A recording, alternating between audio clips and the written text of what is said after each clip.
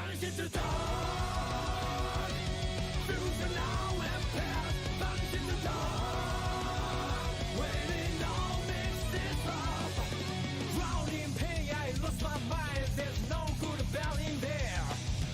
Drowning gain, I lost my mind. There's no good about in there. Vanish into dark. It is hopelessness filled by the light.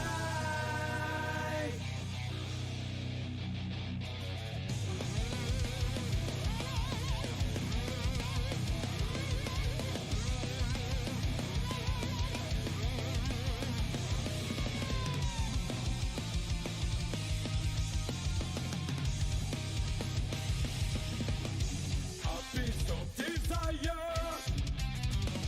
a piece of dreams.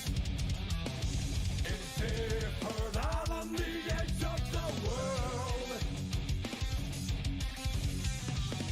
And then after that, will that dream still go on?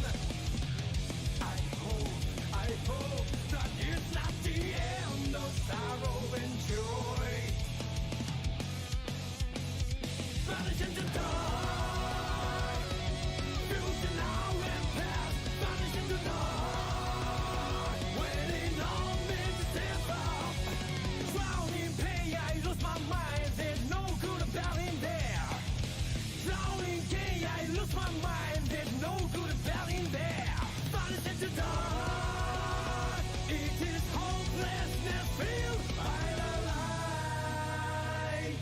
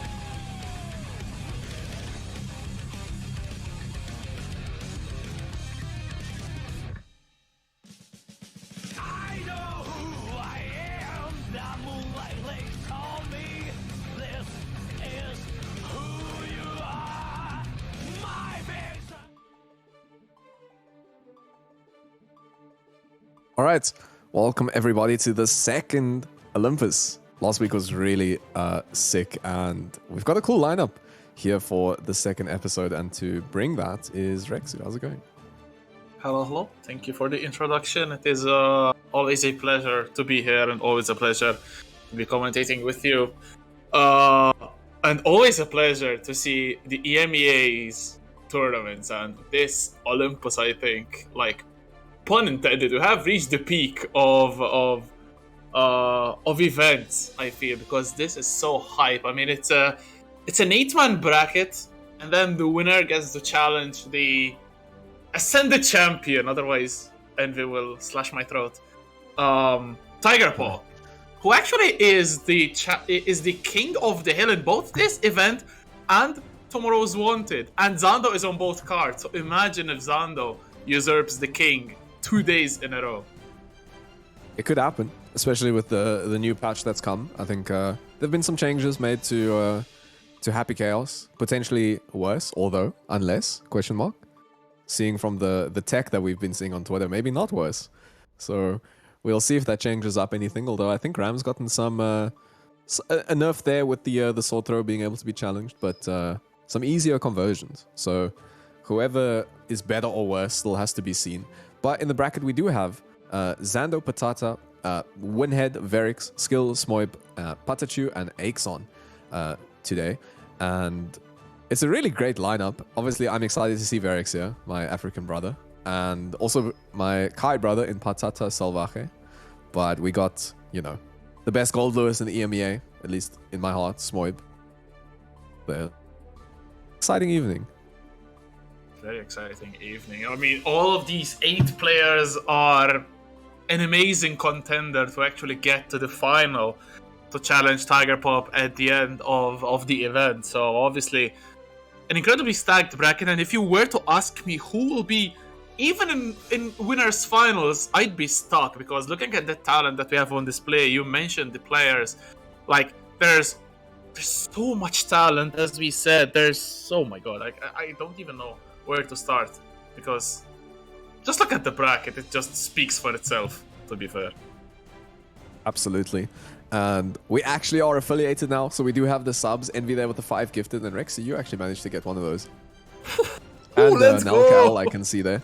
So yeah, we can take subs on the channel now, and we also have a Matcherino, which you can use to support the player, support the pot. We are pending Matcherino partnership, so, the better we can get the Matcherino up more regularly. I think we got like, what, $50 on Tuesday or $60 on Tuesday, and then $50 the week prior. So I think, the Matcherino guys got to be looking at that and going, let's give these guys a partnership. Definitely deserved. And definitely deserved are the 2 players who will be starting the show here tonight. It's Winhead. He's going to win tonight against arguably maybe a favorable matchup for Axel, but it's Verix. So it's definitely not going to be easy at all. Yeah, this is going to be a close one and an interesting one. I've been following the Nago changes very closely, although the Axel ones, not so myself.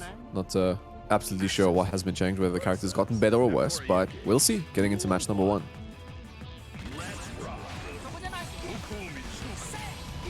Start, let's see. I remember that Nago can cancel from Fukyo, and there it is, the first one from Fukyo into Shizuru, can immediately locking Pinhead into the corner. 5H, that blood is a little bit high, but Verix won't mind it. Pinhead has to use the burst, but there's a beautiful back throw, putting Pinhead in the corner, and it's getting a little bit ugly here for the Axel player. Yeah, he's in a better position now. He's going to be able to poke out, going forward here. 2H stagger. Going with the JS, he did actually whiff punish Verix last time with that JS, which was super clean, but gonna PLC this for the combo and forces the burst from Verix.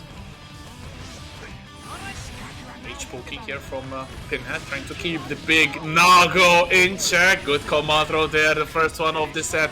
Round number 1, quite unusual I feel for Pinhead, but knowing them, they'll go for it more frequently right now. As miscreate action, live bars, almost even small advantage for Pinhead, but that will be in Veric's advantage right now. There's the upwards Red Roman cancel trying to chip away the last remaining life of Pinhead. There's the challenge with the 2K to the bomber going to the other way. Oh, wow. What a combo from Pinhead. Getting round number 1. You know what was crazy about that? Pinhead didn't use FD during that defense for that last bit at all.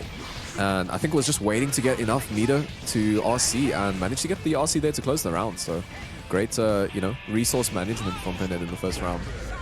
I think RC will play such a vital part in this second season with the fast RC change that will permit you to keep a lot of meter actually, especially with positive bonus. Definitely a quite controversial decision. But this Beyblade was not controversial at all. But Pinhead is still going on the charge. Good defense from Verix, however. Look at the blocks from the big man! What a super! Countering the 6H. This is actually going to kill, I think. I don't think so. I don't think so. He's down on the pixel and now will need to FD all of these normals, but the clone is going to counter hit. I think that was the startup with the command grab. I didn't quite see, but yeah, closes out the round rather with the clone. Opening the last one of this first game with some good bursts of offense, but Pinhead still on the third, gets the helicopter, but the burst from Verix locking Pinhead into the corner, catches the backdash with close slash. And there's going to be another ocean of pressure for Verix, but Pinhead with the challenge, 2K, Old Faithful, to go H as well. Pinhead trying to make a way out, and they managed to. Yeah, he's making a comeback. About 10 seconds ago, I thought, oh, this is going to be so difficult for him to make a comeback in this match with the health difference, but doing a good job of it, using the meter there to get some more damage now. Pinhead does have meter on the table soon, so let's see if it gets used in neutral, but right now the Rensen's doing the necessary job with whiffing the 5P there, but Verix super patient at the moment, maybe just looking for a moment to go in with a clone or something, but he's on 2 blood, so not many options. Not a lot of options, but still the winning one. 5H slicing. A probably impatient Pinhead there. I think they went for a jump or any button at all there, because definitely was not chip damage. If it actually was, I'd uninstall the game right now. But yeah, game number 1 going to Verix, but a very hotly contested affair. A very slow, intense start, however, to this Olympus. And we'll see if Pinhead can do a little bit of adjustment, because that was definitely very well played, but Verix just channeled his inner beast and got the game. Yeah, you see the new change coming in there after the Beyblade. Can't go for the 6H anymore, but goes for the 2S OTG instead now, so I guess that's the new thing. But while I was explaining that, Verix taking game 1 very convincingly, and he's going to go with the 2S here, which gives Pinhead a good chance here to try and get the neutral game plan going. Nice punish there on the clone, actually managing to jump over it. The Fukio forward pressure, and Verix is really challenging Pinhead's defense, but just as I say so, it's going to be a good chunk of damage as well. Run-up bomber into the other side of the corner, actually got the corner pressure now. Ooh! He gets beaten by the command throw. RC, good patience from Pinhead, but that only gets him command thrown into the gold burst. Pinhead special. Yeah, and he couldn't. The Beyblade didn't even work there, so getting gold burst right now is super huge. Right off of the bite, right? Because off of that bite, he could have definitely run, but no, a mistake. Oh no, he was just baiting the burst. Knows very well that you do not burst at a pixel of HP, but still a good attempt from Pinhead, still managing to close the round, so not playing a lot with the food, but right now look at the chip damage being applied. Pinhead has been blocking, but is now on the aggression, but it's still Verix popping that burst off and getting back into the aggression only until a good side swap from Pinhead. So be good damage and still corner pressure. Verix though, good on the defensive side, matches at the wrong time though, the bomber to break the wall. Pinhead looking clean this round.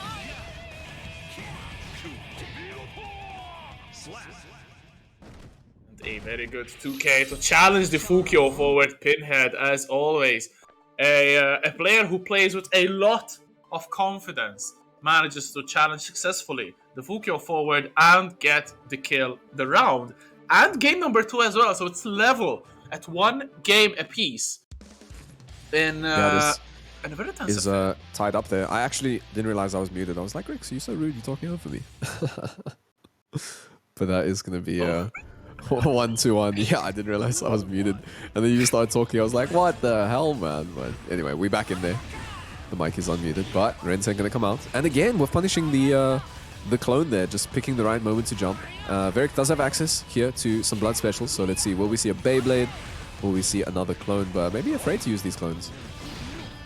Definitely good usage from the first one that we've seen, but look at that, the blood starts going a little bit high, so Verix is forced to go for these super jumps and trying to beat anything that Pinhead throws at him. Good 5k getting the counter hit, not confirmed, and now 2.5 bars gets the burst out as well. A little bit of a hero burst there. I think it's a little bit ugly for Verix at this point, but still making good progress towards the corner. Good to S to challenge, good blocks from Verix, but what a far slash there. Ben had forced to use the burst, otherwise it was going to be very, very good damage for Verix. Yeah, Pinhead's playing this range really beautifully right now, staying outside of that 5H, that 2H, and just looking to poke with the sickles, but the PRC is going to come in, and I like the option to use PRC, but no! He actually blocked, and man, the JS range catching there. He's down in the pixel, but now has access, but he got caught sleeping, and the command grab going to close out that round. Damn, that blood rage pop though was so grimy, hitting Pinhead from 7 miles in the sky.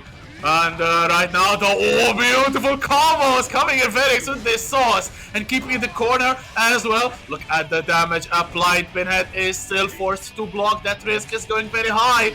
And one single touch can blow him up. It needs another, but Pinhead again with the challenge, the 2k. It's a godlike button for Axo. And Pinhead is somehow still in contention to win this round. Yeah, I thought Pinhead was going to throw there instead of going for the close S. I definitely would have gotten hit by that close S, but the 6p is going to be enough to close out that round. But it was a good start for Verix with the damage, but somehow lost that round. Actually trading with the Axel pressure. And yeah, as you said, like I think Pinhead there did a little bit of a mistake though, going for the burst bait with nothing almost to win in the round there. But this time Verix with the double Fukyo forward, good jump from Pinhead, and the blood is very high, so Pinhead can play at his range, and we've definitely seen that the Frenchman can do this very efficiently. Yeah, gets a nice counter hit there, but buffering into the follow-up there, so not getting the counter. But Verix is on high blood now, so the pressure's not going to be that good, and what a call-out from Pinhead for the delayed button, and is going to win that, moving up 2-1, and it feels like, you know, Verix is getting the big hits, the big damage here and there, but I think Pinhead has Verix figured out.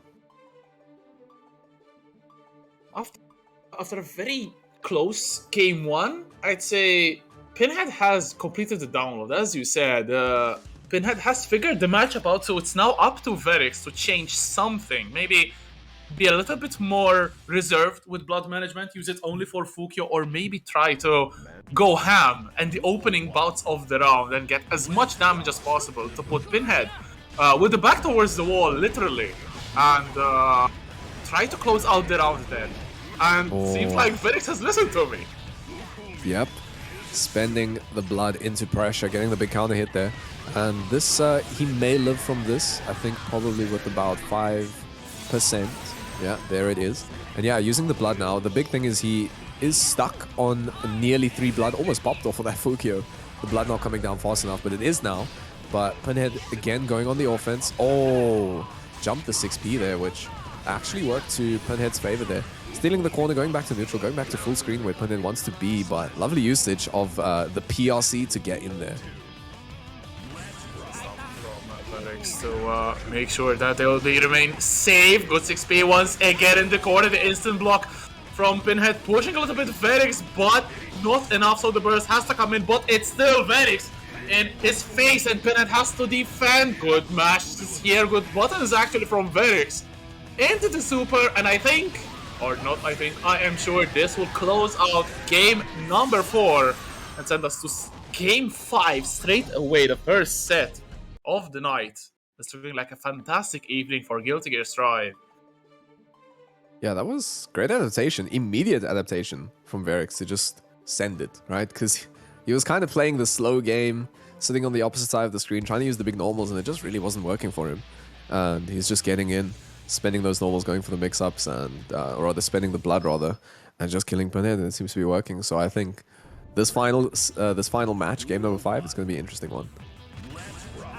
We'll see if Verix will take the approach of game 4 and go ham. It definitely looks like it's going to be the approach taken by the Senegalese monster here, taking a big chunk. 80% of Axel's health bar is nowhere to be seen. Beautiful 6p again, they confirm into the full combo. And there it is close slash to take the kill, and Verix with an emphatic round makes a very big statement that Pinhead is losing right now. Yeah, it's a good start for him. They do both still have burst on the table though, and Pinhead off to a good start here. Just putting on some chip damage with the Rensen. Is gonna manage to connect the snail already, getting Verix down to double, and this isn't a good start for Verix in this round.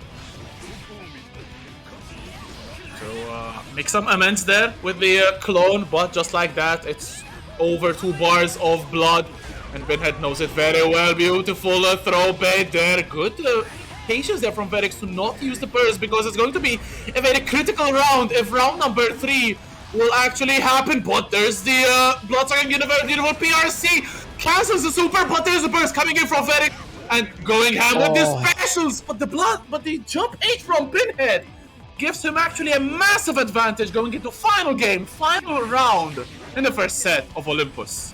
I can't believe he jumped that. That was pretty crazy. Nicely done. Oh no, he's going to get counter hit by 6H, and that is so much damage. Spending the blood here is now going to be stuck on 2 blood, so yeah, gets in with the JH though, forcing the burst from Pinhead, and he's going to connect a JS here into the snail. Let's see. Rensen doesn't get much. PRC forward with the 6p. He is going to have to respect that, and with the big bite it is going to be Verix going up 3-2 the set and moving on through winners. Incredible round number 3, honestly. Seeing that Verix popped the burst quite late in round 2, I personally would have given the advantage there to Pinhead, but massive adaptation from Verix. Going in his face, not letting Pinhead breathe, and finishing the job quite well, honestly. Brilliant play from both players. Verix will be the one moving on to the next phase in winner's side, where they'll be facing the winner of a match which will happen a little bit later today between Zando and Patatas Alvaje. So obviously another stacked game in our incredible lineup which we have ready for you tonight. Absolutely an incredibly stacked lineup at the moment. Something that's not stacked is the match arena. We're still at the 0 there. We have the match arena this evening to support the players. Exclamation mark match arena. I'll do it quick. There you see it in the chat, so we can try and get a prize pool going for this evening. But Skill playing Kai. Damn. All right. Skill obviously originating with the Kai, switching to Sol. So maybe now Kai is a better Sol. So going to the Prince of Illyria, or the King. I'm not very sure about the lore, but I'm also not very sure about the outcome of this matchup. Smoib right now on the defensive side, Secretary of Absolute Defense, but a beautiful 6p from Skill, locking the big man into the corner. Excellent throw tech as well. But there's a drone coming in, Smoib trying to get something going. Yeah, it was a good start, but oh no, gets the burst baited, and this is going to be big damage, potentially can kill if you can get the extra hits. There it is, Smoib making the comeback there with the huge counter hits and burst baits. But I think didn't Skill win Salt Mine on the weekend? And I'm pretty sure Skill was playing Kai in the Salt Mine. Yeah, exactly. They actually were posted as Sol, but commented something that they were playing Kai, but in the meantime, Goldburst here, the Bregotin Sol, as some Swedes like to call it. There's the beam, Typhoon pressure, cannot really confirm of that RC, but so much damage is still applied. Oh, there's the stun dipper, and Skill comes out of the corner swinging. Yeah, classic challenge of the stun dipper, and there it is, the close S into the delay dash, close S to catch the backdash, recognizing that Smoib has been using that defensive option quite often in the set, but the fireball is going to close it off as he tries to get the drone out. unfortunate situation there from Smoip, starting off with the stomp into Typhoon. What a bait though of the DP, but a second one skill really undeterred from using it, but the throw will whiff. But Smoip's coffin will definitely not. Will this get the wall stick? It will. Will this get the kill? No! Kill living on a pixel of health. Didn't kill. I actually gasped. I didn't know if you heard that, but I was so surprised. But yeah, skills on the pixel now, so if you can get some meter, we'll have access to the dragon installed. But it's quite risky to go on the offense with Kai here to try and get the hits. But man, that's great awareness to go for the throw there. Means you're involved to the drone there. You can also use that. Oh no! You can also use that to beat the laser. But there it is, the cross up. Back scratcher, as some people call it, is going to close it out. And Smoip going up 1-0. Beautiful stuff in the round, but Smoip will be the one taking game number 1 there, and we saw like when Skill was almost going to die, entered Ultra Instinct, not Dragon Install unfortunately because of lack of meter, but yeah, played really incredibly well just for a little bit, and then Smoip was able to close the set out and get the first game. And game number 1, obviously, it's data, but it's also very important to set your own pacing for the future matches, which we're about to see. And I think Smoip has had the best start that they could have. Yeah, absolutely. Getting a good start there. Looking for the JD. It is blocked and is caught there with the 2K2D. He has to burst that. Would have done a decent chunk of damage. The drone out is here on the field and then kind of locking him down. But man, what a great option to use there in that situation. The DP. Not respecting the pressure at all. Another DP comes here and beautiful conversion there with the 5K into the close S. Nice. Checks the Fuda arc there. Getting out of the pressure. Going back to mid screen, and this is, I feel, where Smoip would rather be than the corner. Good room there to go for the left-right mix. Bit of a stop from Smoip. There's the jump, does the lane. The fall making the Behemoth Typhoon whiff, but it's kill once again with a pixel of health. Taken away by the big elbow of Gold Lewis, taking 3 straight rounds, if I'm not mistaken. Definitely an excellent start to this opening game for Smoip. Oh, the DP clashed, and Skill can be counting his lucky stars, because that was definitely a lucky one. Well, if you saw, Skill actually clash cancelled into FD. So if you're newer to the game and you didn't know that, if there's a clash situation and you want to block, you can actually just FD, which is really helpful. But he's going to get the grab here into the charge stun edge, going for the Fuda arc. He is plus, he is still plus, challenging the 6S. I always don't know, I did off muscle memory, so I can't remember the exact button, but he is going to PLC here and gets thrown for going for another 6K, I think it actually is. Oh, another DP will whiff from Skill, and another game will be on Smoip's tally. It's 2-0 right now, and if I was in Skill's shoes, I wouldn't know what to do because I'm not that good. But it's probably reflection time now. Skill has much more experience, I feel, with the Soul, but still sticking to the Kai. Obviously, respectable decision. They want to get as many tournament games with Kai as possible because obviously Arc Revo season is going to start very, very soon. And everyone wants to get the win, to get the qualification towards finals next year. Starting off with the DP, this time it hits. What a beautiful insta block from Smoip though. And they get the momentum towards them with a beautiful coffin swings, keeping Skill into lock. Yeah, I wonder if that might have been a punish last patch with the changes to the Die Eclair. But, backdashing the throw again, calling out Skill here. Went for the knockdown, but did burst that option. But now the drone moving behind. Lovely JS there to catch the jump, and that is the first round going to Smoip. It's already set point for Smoip there. I would have thought this match would be much closer than this, but Smoip obviously really going in hard. Kill though, getting a massive counter hit at that 2H, getting Smoip to use burst. Good usage of 6P there. The Gold Lewis 6P, obviously quite a hard move to master, unlike other 6Ps, but right now Skill is going in ham, gets a big counter hit. And no, drops the Sacred Edge. It is so unlucky for Skill. Yeah, that is unfortunate. Would have had the shock state and the Oki there, but nice combo there, dropping the Ender, unfortunately. So going to give Smoip the opportunity to get back in, but is going to worth punish with the PLC and the 5D to close it out. So that is 1-1. finally Skill takes a round. I can't believe I'm saying this, but Skill finally takes a round in game 3, but it's still a set point for Smoib here. Trade favoring a little bit the Swede, I feel, but Skill still takes the advantage. Going forward. What a beautiful challenge there from Smoib. 2-piece, the Foudre Arc. And it's mid-screen action somewhere where we said Smoib would be in the advantage. There is a gold burst again, sending up the drone. And this could possibly be the end for Skill's Winner's-Side campaign. No. What on earth happened there? Did you see the... I didn't even see what it was, like the 2K or something, or the close S went the other direction, so the ender there just dropping, unfortunately for Smoib, but it's going to go on the offense here with the PRC, going for the low BT. Nice backdash here from Skill. Playing very reactive, gets the 6P, and both of them just playing a little bit of neutral. The drone is going to come forward. He's going to PRC that, so afraid to get punished, but Smoib just running menacingly behind the drone. He's going to do some chip damage, and they both have to watch out for chip here now as they both get down so low. But again, Smoib calling out the burst the second time, just with a normal jump cancel. So that is 3-0 for Smoib.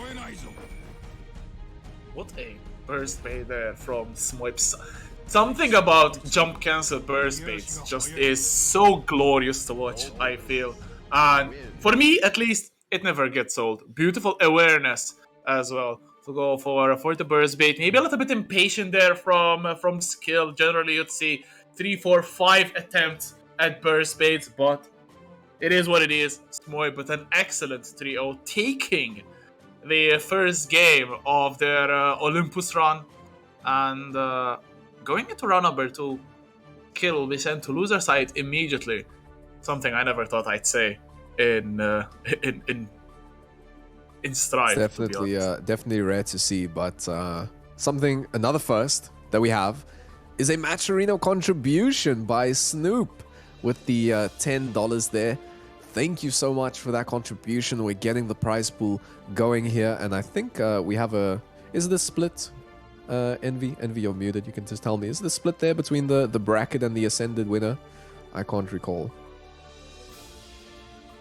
Alright, so it's a 50-50 split between the Ascended prize and the bracket winner this evening. So already $5 a piece is nothing to scoff at. And thank you so much to Snoop for that generous donation. And the comment is just a smiley face. Snoop, thank you so much for the direct contribution. So we're at $10 in the match arena. We don't have codes yet, but we'll be having them shortly. They haven't played Nelk, by the way. The bracket is updated. RTOs are godlike. Alright, so Xander, Patata, they haven't played yet? Okay. So I wonder what next are we gonna get on stream? Maybe I can get word over the radio, but let's see what else there is. So if you haven't seen the bracket, we still do have Patachu and Exon, and of all the players in the bracket, unfortunately Exon, a character or player rather, I personally haven't seen before, but you told me they're godlike, a Baiken player, so definitely be excited to see them against Patachu. Is Patachu still jamming the chip as of late? Pretty sure, honestly. They were a little bit gutted for the overhead nerf from Rekka 3 from Chip, obviously because it doesn't combo anymore. But I think they were quite satisfied with the patch. Chip, I think, got better. Not really very much into the ninja character, but I think it's a good state for Chip players in general. But it's not a good state for French players because both Patachu and Exon are French, so obviously, while one will be moving on winner's side, one will be sent down to losers, and we already have one Frenchman losers. Actually, 4 French people in today's bracket, and one of them is the winners, one of them is the losers. So that's very interesting. It is interesting. The French strong as ever in fighting games, and especially in Guilty Gear Strive, but we're not talking about any Frenchmen today. We are talking about Patata Salvaje from Spain and Xander coming out here from Greece. So Israel. I wanted to say, I always confuse the two flags. It's going to be an interesting one. I actually got knocked out of Celestial by Patata yesterday as I was doing my challenge from South Africa on 200 ping. So that was a tough one, but what I realized in the moment is, he's a pretty strong player. Patata is probably as good as they come in terms of Kais in EMEA, but Zando's still obviously as good as they get in terms of Ramlethal. In the whole wild world, everyone has seen their It was 7th place at Combo Breaker, looking to get back onto the EMEA region here as big damage. That Fire Slash extending the combo. Beautiful stuff. 2 for Age breaking the wall as well. And Zando reverting the life lead that Patata has taken very early on. But it's still anyone's game. Good defense from this family. The jump dash will trade. Favoring Zando here. Very late PRC trying to bait the punish. The 2K will whip. The burst will get clipped. And Zando takes round number 1. I was so sad. The burst is baited by Ram. I think something I've said more than I would like. But going forward here, tried to DP out of the Rekka pressure there, and Xander was just so ready to bait it. And Patata's on a big back foot here. There is meter here for Xander to extend, and Patata's choosing not to FD, maybe to their disadvantage. Unfortunately, gonna get counter hit there. We will see another sword throw PLC, which makes it real, and gonna close it out there. And the first match going to Xander. If round number 1 was a little bit close, round number 2 was absolutely not a story. Definitely domination from Zando. And that is where it gets terrifying. I think Zando has one of the fastest adaptation in EMEA, definitely. They can adapt to their opponent like none other. And it is now up to Patata to adapt to Zando and to change their game plan, because now Zando has incredibly figured them out in the space of, 30 seconds. It's going to be quite difficult for Patata if they keep playing the same. Yeah, it's true. When the match is also short, there's not really much adaptation or much difference to pick up on, but he's going to get punished there for the drop combo from Xander. Full screen sword. The 2S is going to whiff, so he's going to go for 2H into the charge stun edge, which is a combo if you do get both hits. But choosing to get the advantage there instead, maybe predicting the second hit wouldn't work there. Nice! P into combo. JP picked up there by Patata Salvaje. He will break the wall here, get the positive bonus, and the meter is in Xando's favor here, as I got mixed by the scoreboards. I was like, wait, is Patata playing around? No. But both of them do have meter at the stage here. Gonna go for the stun dipper there. Oh no, thrown in the pressure. Not looking good. The sword is gonna come out here. Ram with less HP, but nice 2H. Oh no, he didn't get the combo, unfortunately. And is this gonna be where he loses? It is.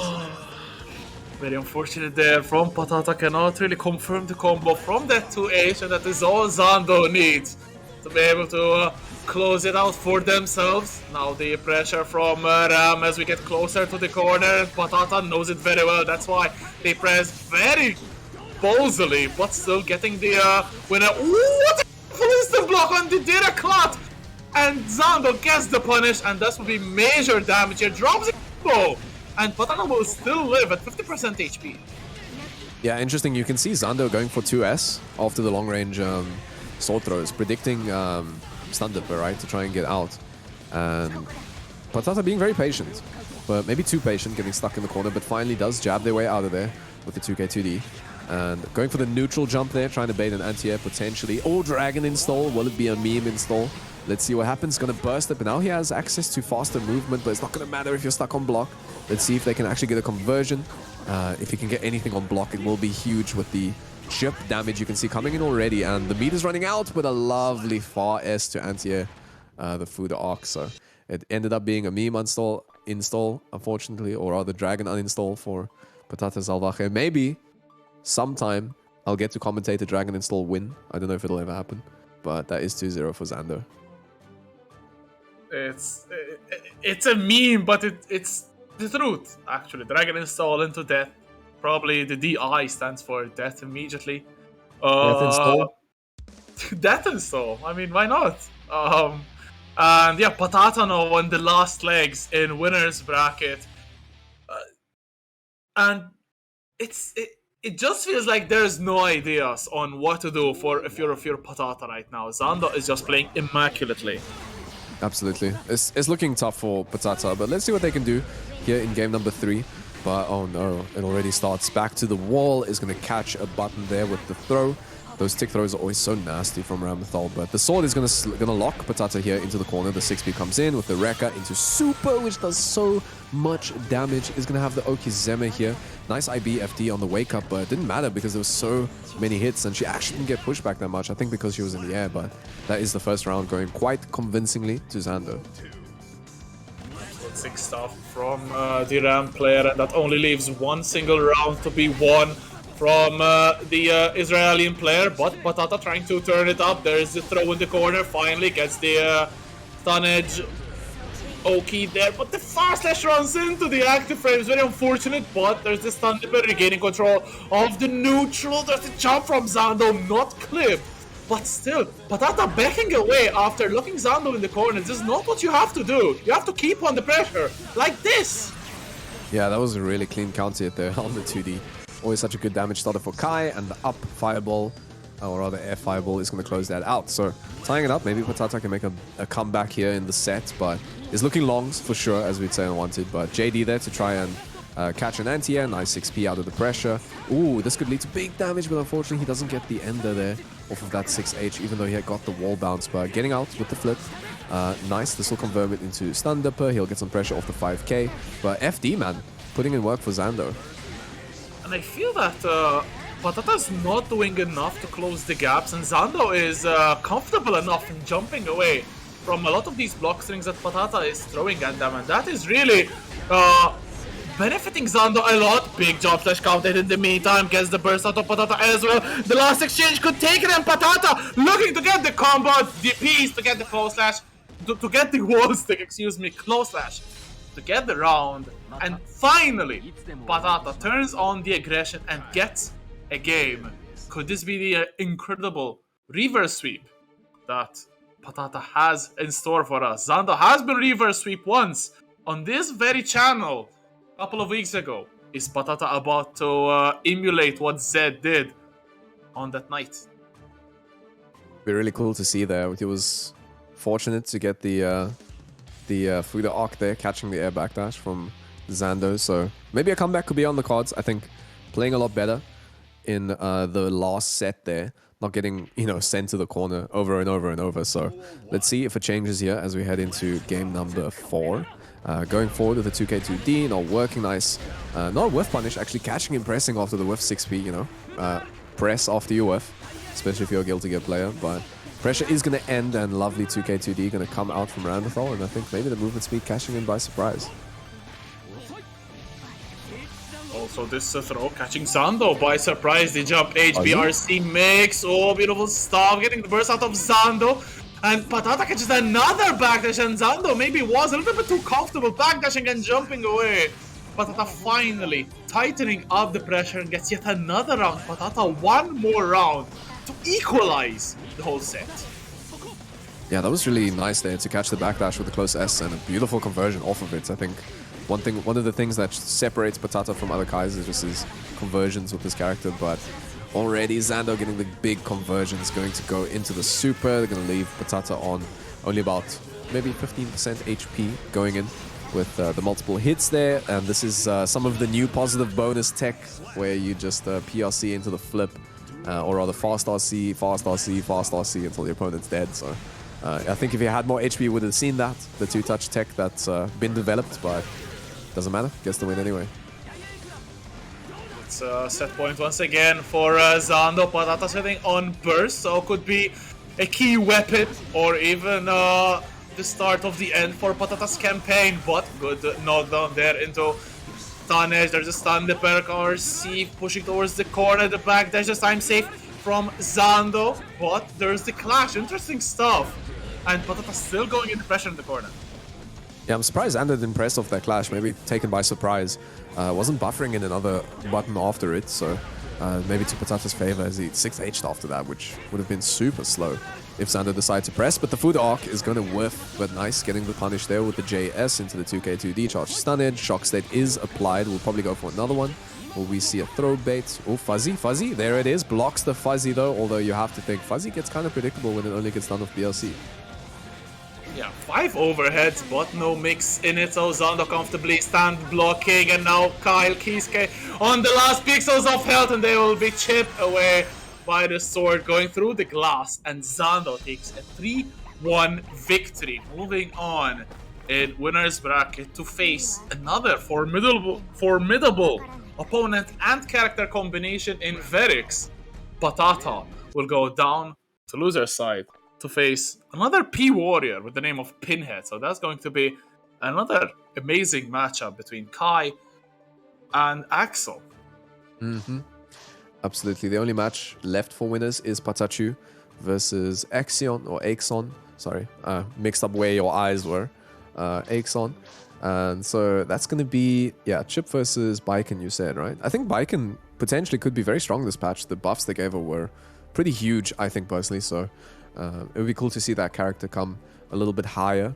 So we'll see if Axon can do that. But one thing I'd like to get a little bit higher is the Matcherino. If you just do ! Matcherino in the chat. We got a crowd fund here on the EMEA channel. We also have subs.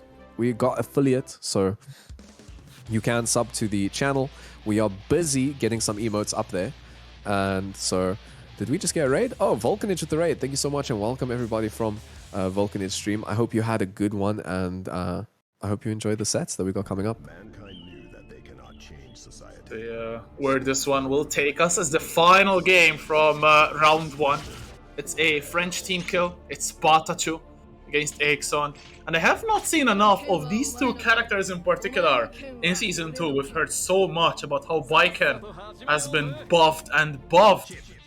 And Chip has also supposedly been taken up a notch. So we'll see this matchup. Where will it go? Because Baiken can definitely do her damage in this one. Lovely 6 speed to get started off with. Gonna see the damage come in. Patachu, as you said, already down to 50 HP. Gonna PRC to bait the burst. That is beautiful recognition there of the resources available. Oh, the Yo Johnson not gonna hit, but the 6H, or rather the JH, going to close it out. Shoutouts to Maduka as well for another raid. All the EMEA gang coming in together. Thank you so much and welcome to this incredible set just started. And Axon here really making it hard for Patachu, but good jump to K. Beautiful parry though from Axon, who manages to revert the momentum, but Patachu still manages to back off a bit. Another glorious 6P from the Baiken pair. Could this actually kill? No, drops the combo, but it's still tied with the tether. Cannot really escape, but that's what Patachu wants, as he gets a good mileage of it. But unfortunately, drops the combo and drops the round as well. Axon will capitalize and take game number 1. You see how much damage that parry did? 10%? No, that parry did like 40% to Chip there. That was crazy. Chip damage. That's all. I was thinking maybe the guts could have helped out a bit, but because he was already at 50% when he got clipped by it. But man, that was so much damage off that parry. But yeah, she needs it. I agree. Oh my god, there it comes in again. Just as we mentioned it. And actually going to get an anti-air trade there with close S, I think it was. Catching the backdash there with a Kabari. What a beautiful option. Will we see any funny jump tech here? Oh no, both of them kind of getting mixed by the jump arcs off of the tether, but burst has to come out for Axon. And I am actually counting the hits that Patachu has taken, and it's only 7 hits that Axon has dealt. And the life is very tight. Okay, that is 8, 9. Oh, the 10th will not come because there's the burst coming in from Patachu. Gets the shuriken, gets the counter hit as well. Warrior combo may actually kill, I think. As well, what I wanted to see if this if the run-up remix still works, but we didn't get to see it there. Just close it out and DPs the Yo Johnson to close it out. Man, Patachu making a crazy comeback in that first round. So looking to play, gets the counter hit here. He's gonna move forward, go for the command grab, and this is something I know Patachu from the first time I saw them on Salt Mine. I saw all of these command grabs, so getting clipped by it, unfortunately for Axon, but running forward, trying to get the 2S, but lovely 2H Worth Punish there. I always love seeing the good Worth Punish. Gets a big counter hit as well with the jump H. Oh, the gold burst though from Axon, but still running into another counter hit. Patachu has bar as well. Can't really convert the PRC. No, the jump dust will drop, but going for the 2Ps there. Oh my god, this is an impromptu combo, but Axon still can get massive damage off of it. Gets the wall break as well, but Patachu has 2 bars of tension. He has to make it matter. PRC forward 6K, jump does conversion! And Patachu gets an incredible round. 2 incredible comebacks. Back to back. And it's 1 game apiece. I've never seen that before. I've never seen that PRC into, what was it? Was it J2K or was it JS? That was crazy. He just zoomed across the screen, almost teleporting, but to be expected from Chip, I guess. That was pretty crazy, but yeah, 1-1. Patachu making a good comeback and an incredible comeback in the first round of that last set, so they are here to play. Some amazing stuff there. I think it was the Alpha Blade PRC zooming throughout this screen. And Patachu gets the second game. This third one has opened with some good damage from Axon until Chip has bursted. Speaking of burst, though, Axon gets that out again, but runs into another counter a little bit. Pressing at the wrong times. And look at this wall run damage from Patachu. Yeah, I thought Chip does no damage. Didn't Leffen say that like probably a year ago, as the Season 2 changes, or rather, as that first big patch hit, but they found the damage anyway, doing like 50% there, but the bike can play with some damage of their own, goes into the super, but look at the meter on the table. Will they be able to use it? No burst, it doesn't matter. The positive bonus invalidated by Exxon. Dying with 2 bars of tension is always painful, but Axon obviously managing to do it to Patachu, although this time the chip is going in. Beautiful trick throw, but the jump age from Axon there. People say that Viken's jump age is worse than Ram's jump age. I prove you wrong. W Zansen, would there be a triple? No. Runs into the DP. The leaf throw is jumped with a beautiful confirm with Zansen again. And Axon, in dominating fashion, gets game number 3. No chance to breathe for Patachu as Axon moves on to potential set point in the following game. Yeah, and this is the final matches of winners, guys. So the final match of the first round of winners, rather. So both of them will look to move forward. Who was the opponent again that the winner would face off against? Let me see. It was Smoib. So both of them looking to move forward and play against the Smoib. But 2-1 at the moment. Sticking to the chip, so no Kai coming in from Patachu. Change the color though. Alright, let's see if the preset will change Patachu's hopes for this set. Keeping good movement there, footsies, and then with punishing jump 2K. Gets the other side, the parry will whiff, counter hit recovery will mean that Patachu will get a ton of damage into super, into positive bonus. It's time for some block strings, my friend. Yeah, that was a great bait on the parry and got so much damage off of it. Gonna go forward here with the clones. Fast RC into the overhead, run up the wall. The mix, man. Exxon tried to get out there, but lovely challenge from Patachu to close it out into the super.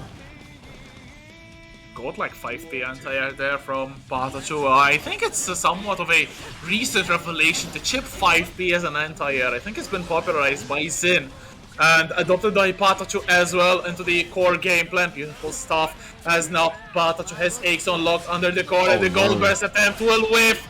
Habit of being an EMEA player, but there's a super coming in from Patachu. Big damage into another hard knockdown, but Axon has bar. Yeah, mixed for game, but doesn't get mixed. Actually, challenges are there. They're both trades, so Axon still in the match here, looking for the JS. Oh, he went for the tech again, but not zooming as far, but mix! Oh my god, huge mix there with the cross-up, and Patachu comes back, tying it up 2-2. I have never, ever seen that tech from Patachu. Unfortunately, not working out, but yeah, as Gamma's saying, that looked so cursed. I don't know what I think it was like Gamma Blade PRC forward, upwards even, into jump 2K, maybe trying to get the forward momentum of Alpha Blade into the overhead from jump 2K, but yeah, beautiful stuff from Patachu getting the fourth game and pushing us again to game number 5. Incredibly close stuff all around as Axon starts off with a big 6p, but nothing as much after it. Okay, this will be big Yosansen as well, getting the tatami pressure into the corner, but not more after that. And Patachu breaks away from the corner. Yeah, beautiful worth punish. Worth punishing the far S from Axon. And let's see what they go for. Gonna go for the RC there. And actually plus on hit, I think now, is Yozansen, depending on how it's done. But lovely conversion into the wall break. Not gonna do the biggest damage. This is getting scaled a lot. So Axon still gonna have the health lead here, but not gonna have the advantage in terms of frame data. Is going to get the knockdown here, but let's see what they do. Moving forward, the overhead is going to connect into the PRC conversion, and that is the first round going to Patachu. So Patachu, the opportunity to close it all out with the next round. There's the overhead, which made a lot of work for Patachu with a beautiful parry though from Ixon off the overhead, the jump H, but there's the Alpha Blade pushing Ixon into the corner again. Beautiful block from the bike-end player, trying to set up the tether there, but there's the air. Beautiful stuff. Ixon, there's a Yozansen, the TK Yozansen, they're catching Patachu off guard, who is now on very low life, but the DP, the burst is baited as well. Oh my god, that burst bait was huge, but still on so little HP, but now Ixon going to have to guess for life, and man, that was so unfortunate because they made the right choice in the parry, but the move just came so delayed. I think he went for 2H, I didn't quite see, and man, I think had the right idea, but unfortunately just didn't work out, and that is going to be Patachu moving on. It is 3-2 there, so Patachu going to face off against Smoit, but man, I really enjoyed what I saw there from Axon, so hopefully can make some magic happen in losers. They're going to play against Skill in losers, I think, so that's going to be a tough one, but hopefully we can see them again.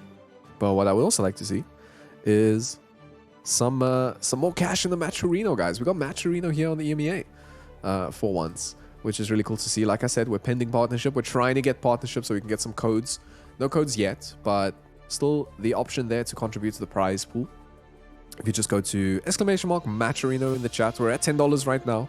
There's a 50% split between the Ascended winner and the Bracket winner. So let's see if we can get that higher. He is submitting some emotes. Which one did we do? I think it was the carrot emote. What does that one look like? The one the envy, the one you said that you submitted already. Which one is that in the EMEA server? Oh, the carried. I heard carrot Lamau. That would actually be really cool to see. Is it the GIF one or the GIF one? Yeah. All right. Well, hopefully we'll get that up shortly. That would be absolutely hilarious if we could get the carried emote onto the channel. And if you sub, you do get access to those. We already got some subs thanks to Envy here. Got the 5. I see Rex who got one. And who else got one? I think Nalcal also got one. So sub to the channel, man. Indeed. Obviously, once we hit partnership, we're going to be farming these emotes all around. They're carried one more specifically. Every time that Aram will be on screen, such as now. But it's time to actually marvel at the talent which we are about to witness right now. Potential grand finals in any bracket you throw these players on, but it's not even grand finals, it's semi-finals, winner semi-finals still. In the bracket, it's Zando against Verix. And Zando looking to immediately keep on the pressure, but Verix good 6p pressure here, getting Zando the corner, but the challenge far slash. Beautiful stuff on Zando. Absolutely. Verix now down on the blood, so not going to get access to any more specials, but whiffing 5H there. Zando tried to whiff punish, didn't quite get it. But man, look how far that 5H goes. Gonna get the punish there with the 5H. Nice IBFD, limiting the options after that. Looking for the RC. There's not really anything else they could have done. UK2D, gonna come in, confirm. And Rexy, you're gonna have to take it, because screen is frozen for me. There's pressure coming in from Zando, but the 6p into the Shizuryuki. The burst very hopeful burst here from Zando. The defense from Verix has to be tested. The throw will whiff from the Senegalese, and that will give a massive chunk of damage from Zando, who believes at the perfect time and gets round number 1 in incredible fashion. Verix will be kicking himself for not being able to close it out. Yeah, that PLC was faulty though. He did the right thing. He IB'd the Rekka. He went for the throw, but PLC baiting it there. Ram players always looking for ways to get around your defensive options. Although, Not going to have many options, Verix now, returning to a larger spacing down on the 2 or high on the 2 blood now. But now it's coming down. We'll have access to things like Beyblade, but chooses instead to Fukio forward. There it is, the Beyblade comes out. Not going to pop off of this though. Was only at about 2 2/3. So still gets to play a little bit of neutral. Seeing there, gets the whiff punish with the 2S on the jump in. Xando going forward there, the flip does actually punish whatever Verix tried to do, looking for the corner. Yeah, there it is, going to throw, and man, that was so plus there. Unfortunately, he did block it in the air, so the explosion made it Giga plus, but jumps over the other one, but falls back into it, and the throw is going to come out for Xando here. It's going to be mixed for days here with Xando, who has a lot of bar. Oh, got caught in the trap by Xando. Beautiful confirm of that jump dash. I don't know if it's actually cool. Calvados, though, newly improved. I don't know why Calvados gets the kill. And that was regular damage. Season 2 damage is absolutely off the charts, but Xando manages to take game number 1 with 2 rounds, which would have gone comfortably to Verix, I feel. But I don't know if it was impatience from Verix's part, I don't know if it was adaptation from Xando on the other part, but Xando still managing to get 2 very important rounds to start off this winner semifinals very, very strongly. Verix, though, still looking like a killer. And I'm sure that they will be making Xando's life more difficult as the rounds roll by. Yeah, absolutely. Calvados change. I think she needed it, right? The character, you agree, was struggling in Season 1. So good to see that she got buffed. Thank you, Daisuke, for buffing the lower tiers. But gonna get the punish there on the clone. Gonna move forward with the RC. But, shimmy there with the backdash. Doesn't catch Verix, but the sword is going to catch Verix. And this is gonna go into the super. Calvados there to restore as little guts as possible for Verix, who is on 2 bars of blood, so cannot commit those blood specials. Gets caught by the explosion. Beautiful confirm once again from Xando. Cannot kill with the Dara, but it's still a pixel of health for Verix. But that pixel of health is all Nagoriyuki needs. We'll go forward, catches the backdash, which is Ryuki. What an incredible 5P challenge from Xando. Call it Abare because he won. Yep, call it Abare because he won indeed. Hopefully, as I said in the chat, the Japanese Rams can start getting some results so we can see some changes. But Verix right now looking for the result here. Unfortunately, is down around the 5H, proving to be a very difficult tool for him to deal with. But nice backdash on the throw, and he does get the 5K 6H to do some decent damage. But they're back to neutral. 2 blood on the table for Verix. The 2S going to beat the 6P there. Lovely neutral here from Xando. Not going to get the confirm there into the Rekka, unfortunately, a little bit too far. But Verix does have meter, so let's see if that comes out. And Xando actually losing the meter from... oh, never mind yet. Wait. Is that positive or negative? I'm so confused. I think it was negative penalty, but it was only the warning. I don't think... but that is actually negative. Beautiful! Burst bait there. That was absolutely negative for Xando's HP, as Verix gets finally around on the board, and no burst will be available for Xando for the duration of this whole round, unless it lasts a minute at least. Absolutely. Nice confirm there. 2K2D into the sword throw. Beyblade's out, but the block from Xando invalidating it completely. Explosion going to get Verix along with the super. He's going to go here for the 2K2D again into sword throw, and man, the body is so big, but lovely 5P there. Anti-air from Verix, but not going to matter much. Xando is going to open him up. Going to use the RC here. He tried to bait the burst. I think maybe messed up the FD input, I think, potentially, because I did see the FD flash. So I think Xando went for the burst bait there. It didn't quite work. Not going to matter. He's going to jump the command grab here, and let's see what Verix does. He has to be very wary right now on a pixel. Dashing forward to the 6P, but Ram, Xando coming down with the JH, and that's going to be 2-0. Full spacing there from Xando, and getting that jump H to hit, no matter the anti-air that Verix was opting to choose, if they went for an anti-air, obviously. Yeah, beautiful stuff from Xando there, as they are 2 games to 0 against Verix. It's looking a little bit long here for the Nago player, but obviously Nago can definitely turn it around with incredible comeback potential. I feel that Nago is the best character to make comebacks with bar none. Obviously Ram is up there, but in potential about pressure and damage of any single hit, I think Nago is unparalleled. Absolutely. Let's see if that comes into play here in game number 3. Needs to get some big hits to come back into the game. Didn't get well punished with the 6P. I thought that would have been, but a little bit too slow. 5H not going to connect there with the flip. 2S stagger. Nice. Gets the 5P tick into throw. Close S. The SS. Oh, into the deep...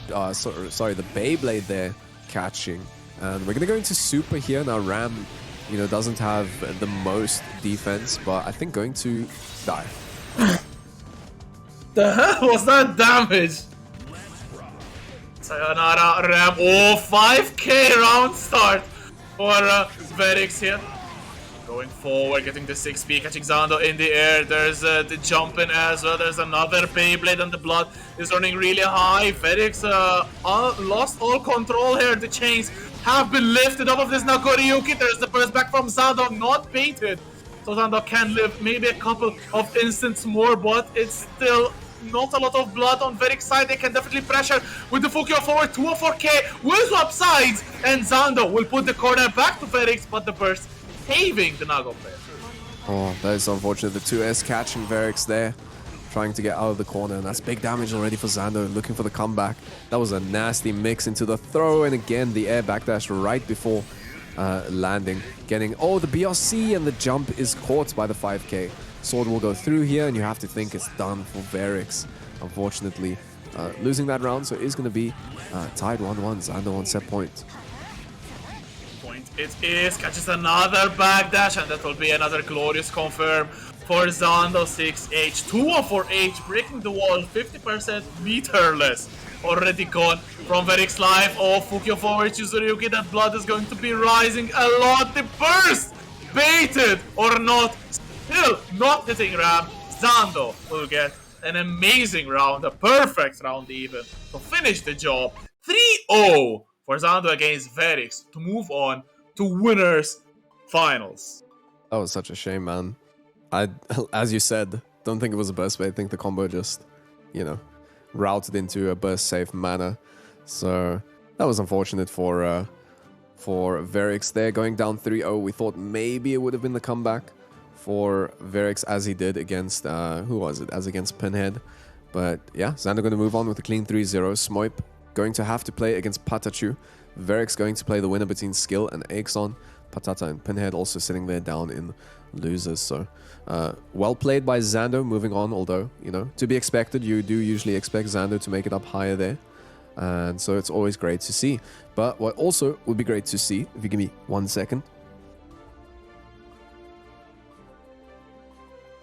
I have to move over to type it. Maturino! We got Maturino here on the stream, so we're trying to get the prize pool up there so we can give the players something to play for. We're already at $10. Thank you so much to Snoop, that was, with the smiley face comment there. Getting us up to $10. Would be cool if we could maybe get to 20, then, first place and also the Ascended winner could get a $10 payout each with the way it is structured. So head over to the link, and if you are feeling generous, then pop us a donation there in the Maturino so we can get the prize pool up there. Otherwise, just follow the stream, man. I saw a lot of first-time chatters, and looking at the chat, I can see Fitase. I can see you're a first-time chatter. Hit the follow button, man. Indeed, follow us. It will be very much appreciated, as definitely some insane action coming up right now. Patachu against Smoy. There's going to be Chip against Gold Lewis. And starting off in the best way possible for Smoyb, and look at Patachu's life bar disappearing. So much damage, and Chip, still made of paper, will start melting right now. Yeah, gonna get the throw here into the drone. That is Giga Plus. Another BT. FDing for their life, but man, lovely going under there to punish the Shuriken in the first round goes to Smoyb. A very fast round there from the Swedish player, trying to defend against all of this pressure coming in the overhead, and the burst is blocked as well, and this will be so much damage for the Frenchman, getting the wall break as well. Look at the damage applied by Patachu. Beautiful spacing as well. The overhead dog will punish from Smoyb, trying to bait out the burst. If that won't come, I will send you straight to the other corner. DP though from Patachu, saving as a matter of fact and getting the round as well. Very big call out, but a winning one nonetheless. Yep, doing it when it matters. Although they have the life lead, but I think if they got hit, if that DP was better, they probably would have died. So had the stones to go for it. But I think the anti-air there doesn't convert into anything, unfortunately. But gonna have the RC here to convert the overhead into a decent amount of damage. But no Okizeme here. Gonna have to play neutral again. The JD, unfortunately for Smoit, is gonna whiff and is beautifully whiff punished by Patachu, who is looking to close out this first match and doesn't give Smoit the opportunity to burst, unfortunately. And so that is 1-0 for Smoit. I mean, sorry, Patachu. Damn, absolutely sick round there. A perfect even from the Frenchman. And a little bit of a heartbreak there. The burst coming the second the wall stick happened. So impossible to burst out. And Patachu gets a very convincing game number one there. Started off quite well for Smoib, getting a big counter hit into 60% of damage. But Patachu turning it all around and getting 2 rounds back to back to take it to game number 2 in the lead. Will we see Smoib immediately leveling things up, or will Patachu extend this lead further? Good start here from Smoib, but good jump in as well from Patachu, though the backdash from Smoib and into more and more damage. Corner is also achieved, but again a big DP saving Patata. Yeah, but importantly forcing him to use the burst, right, off of the DP there. And so if Patachu lost the round, then it would have been big, but it doesn't look like they're planning to already. Doing a decent amount of damage. The overhead into the RC is going to open up Smoit, but not going to kill him, so he's going to have an opportunity to make the comeback here. And there it is, the big counter hit of the far S is going to come. The drone is there to cover the options, but Chip looks like the movement's good enough to get around it. Oh no, almost got scooped. Damn, the patience of Smoip do not swing during the hang time of Patachu, but the cross Alpha Blade will catch the Gold Lewis again, and it's another round for Patachu. Trying to make it 2. Very good opportunity there. Good challenge there from Smoip with that 2P, but Patachu still gets the way around it and gets the full combo as well. Cannot really get anything off of this new and not improved overhead. Jump 2K, good block, tried to swing through it, and a counter hit, getting Patachu another big chunk of damage. Wall stick again, positive bonus, but not a hard knockdown. And Smoib has meter. Plenty of ways to turn it around, but not like this. Excellent to punish from Patachu. Straight into super. This will kill it. And will get Patachu a strong 2-0 lead. One more game to go into winners finals. Yeah, that was lovely round there from Patachu, looking convincing against Smoib here. Although, let's see, will Smoib smob in the game number 3 against Patachu? But it is Patachu that is on match set, so it's all up to Smoib to make the comeback here. Let's see what they do. Are they going for a color switch? I don't think Smoib does that. I think Smoib just looking to get right back in. And man, these frames with the mod that Envy has always mixes me, but then like Gold Lewis just has a cutout because I don't think he's in plus all.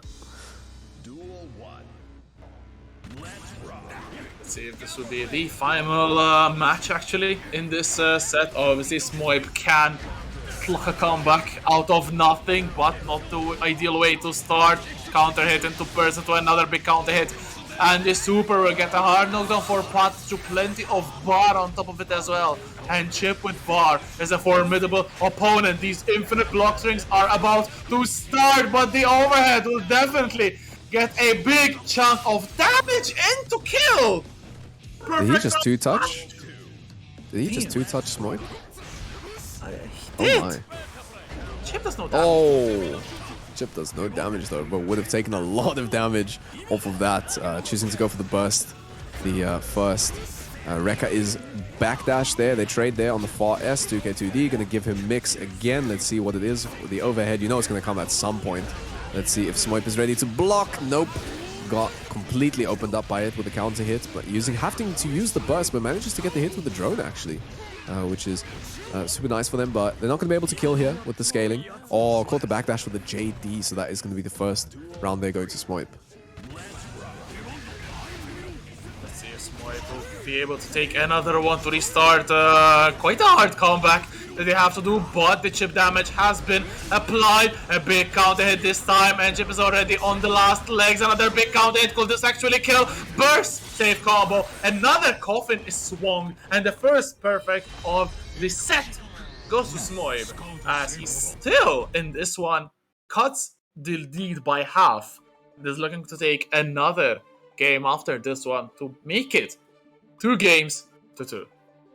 Yeah, that was a cool conversion there off of the 486 BT there, finishing off with the what is it, the 624 BT. Always got to do a little bit of mathematics in my head when I try to remember which one is which of these BTs, but that was a great conversion there to close out the match. So Smoib is maybe small here in game number 3, so maybe in game number 4 we could see another comeback. We have already had a comeback this evening, so anything's possible, but Smoib here to play, man. Let's see what they do. Game number 4 is still potentially the last one of this set. Big counter hit to start things off. Patachu has been so good at getting that counter hit off of the start of the round. Smoib force use the burst, but just like that, levels up the life lead and takes advantage as well. Sets up the drone. Good stop. The drone actually following Chip around. The DP will whip the burst bait. A little bit unfortunate for Smoib. Good stuff from Patachu. Goes for the DP as well. The combo drops it, unfortunately. And the overhead as well, but it's still Smoib in the corner having to defend. Yeah, I think that burst bait's maybe not the best option. Smoib did have the meter, and oh my god, you still burst, Patachu. You are a madman on a pixel, looking for the comeback here, and this is going to be enough damage to kill. Oh my god, the burst actually worked. But what I wanted to say is Smoib went for the burst bait there with the jump cancel when they had the meter, so maybe could have used that to still, you know, keep the combo going and burst the bait the burst. But yeah, Patachu's burst coming out eventually and taking that first match. Set point again. Patachu gets another big counter hit, pushing towards the wall. Does not get the wall stick, so we'll keep on looping this pressure. The overhead catching the press from Smoib straight into super and straight into winners. Finals. Smoib unfortunately getting impatient at the worst time possible and dropping into loser's side. Amazing stuff from Patachu, who takes it 3 games to 1 and setting up winners finals with Zando. Yeah, lovely by Patachu there, moving on, and as you said, gonna have to play against Smoib. I mean, against Zando. So is Smoib gonna move down? Smoib going to have to play against the winner between Patata and Pinhead, and I assume those matches are going on off stream. I don't recall if they were streaming those ones, but would be good ones anyway. So, okay, so we are gonna stream the losers matches. That's dope. But I just want to highlight again the crowdfunding we have for the players. I put the code in the chat. We got Match Arena where you can support the players. It's a crowdfunding platform. All the money goes to the players. Nothing goes to us. So we're just trying to get the prize pool up there for them. So if you're feeling generous, then head out and also, you know, follow the stream. I can see we got a new follower there. Projectile is cheat. I saw that name in someone else's chat before. I actually think I saw it in a. Didn't I see someone play against Projectile is cheat? That's a great name. But also Core Pixels. That's the scoreboard we're using today. And the awesome thing about Core Pixels is it's an all-in-one solution. I know when I was running tournaments and I started out running tournaments, I was like, I have to use this scoreboard.exe and this program, and then I got to get my own overlay because this one only does the numbers which I need to add in. So I need this, and that, which is really time-consuming and annoying to use. Whereas Core Pixels is literally just a browser source that you import. It's super easy to use. It also has challenge and start.gg integration. So if you have a bracket, you just pull it in and it autofills their names. So you just start to type at the beginning, you can get the full player list there inside of it. And there's also some extra goodies. They also can show matchup charts between the two players, who has won more or lost more, the winners or losers. So check out Core Pixels, man, at corepixels.com. They also have a Twitch. And yeah, make sure you tune in for the next Olympus, which is at 19:30 CET on a Thursday. We also have Watch My Progress. So awesome things coming. All right. Oh, awesome. Okay, so Watch My Progress is a qualifier, and so is Salty EU for Olympus. So definitely make sure you enter Salty EU. I think on Monday. I think weren't they having the beginners tournament? Yes.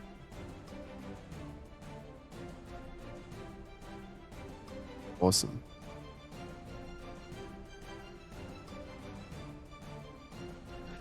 Right, I don't know if you quite caught that, but Envy just telling us that, you know, Monday is going to be the main Salty EU, so make sure you join the Discord and make sure you enter.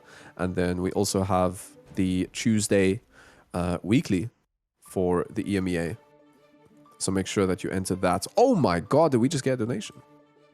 Oh. Oh.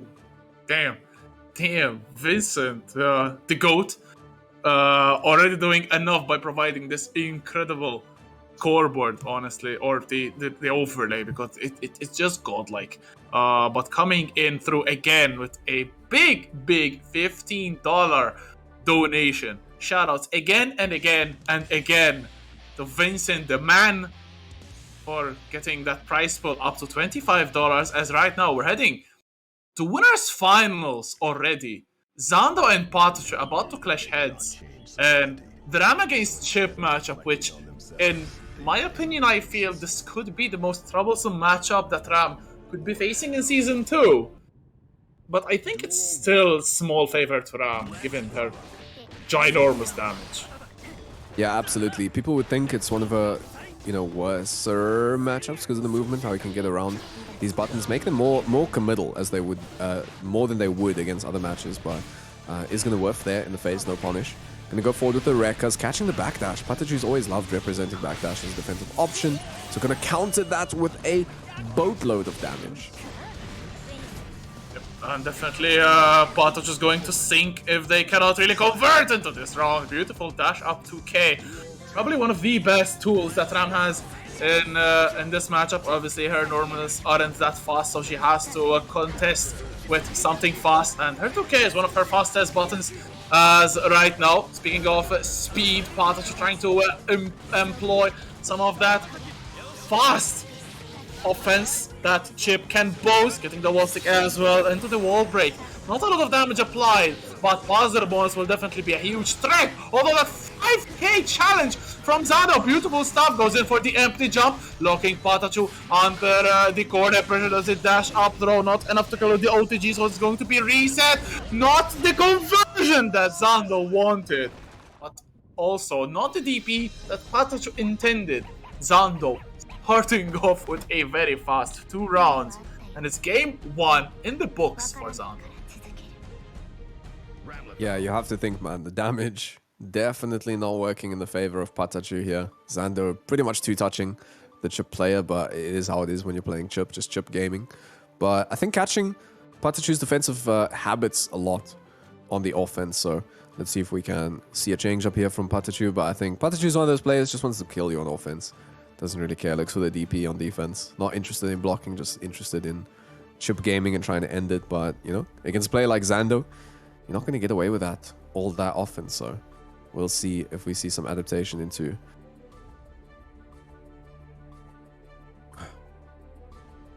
Yeah, so we're going to get... we're just waiting for Zando. I think Zando wanted to take a little bit of a minute here before we get into the next game. But, you know, what you could do is also follow the channel. Let me have a look in the chat. Who we got here? We got Smoip in the chat. Captain Fredmo. Shouts, guys. Crosshaas, always. How do I say your name, Crosshaas? Is it Crosshaas? Crosshaas? Crosshaas? Because, like, Haas in Afrikaans, at least, is like... It means rabbit. Is that why it's called Crosshaas? Are you a rabbit? Crosshaas. Crosshaas. Smoip got it. Alright. Crosshaas. Alright. So it's not Crosshaas, which would be pretty funny. Croshoda. Okay. Crescendo. Alright. Back into game number 2 here. Zando against Patachu. Let's see what happens.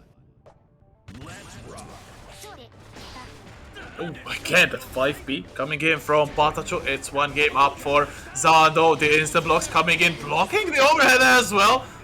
Hopefully that was not a reflex, because otherwise I think we're all doomed. Okay, that was not a reflex, as Patachu catching Zando flinching. Oh, the backdash not punished, but it's still chance for Patachu to apply some pressure. One bar of tension as well. There's the overhead. Enough time to cancel this time with the PRC. But the challenge with the jumpy from Zando. Absolutely immaculate. And is this actually going to kill? No, not close enough to the wall. But Patachu is still looking long for him.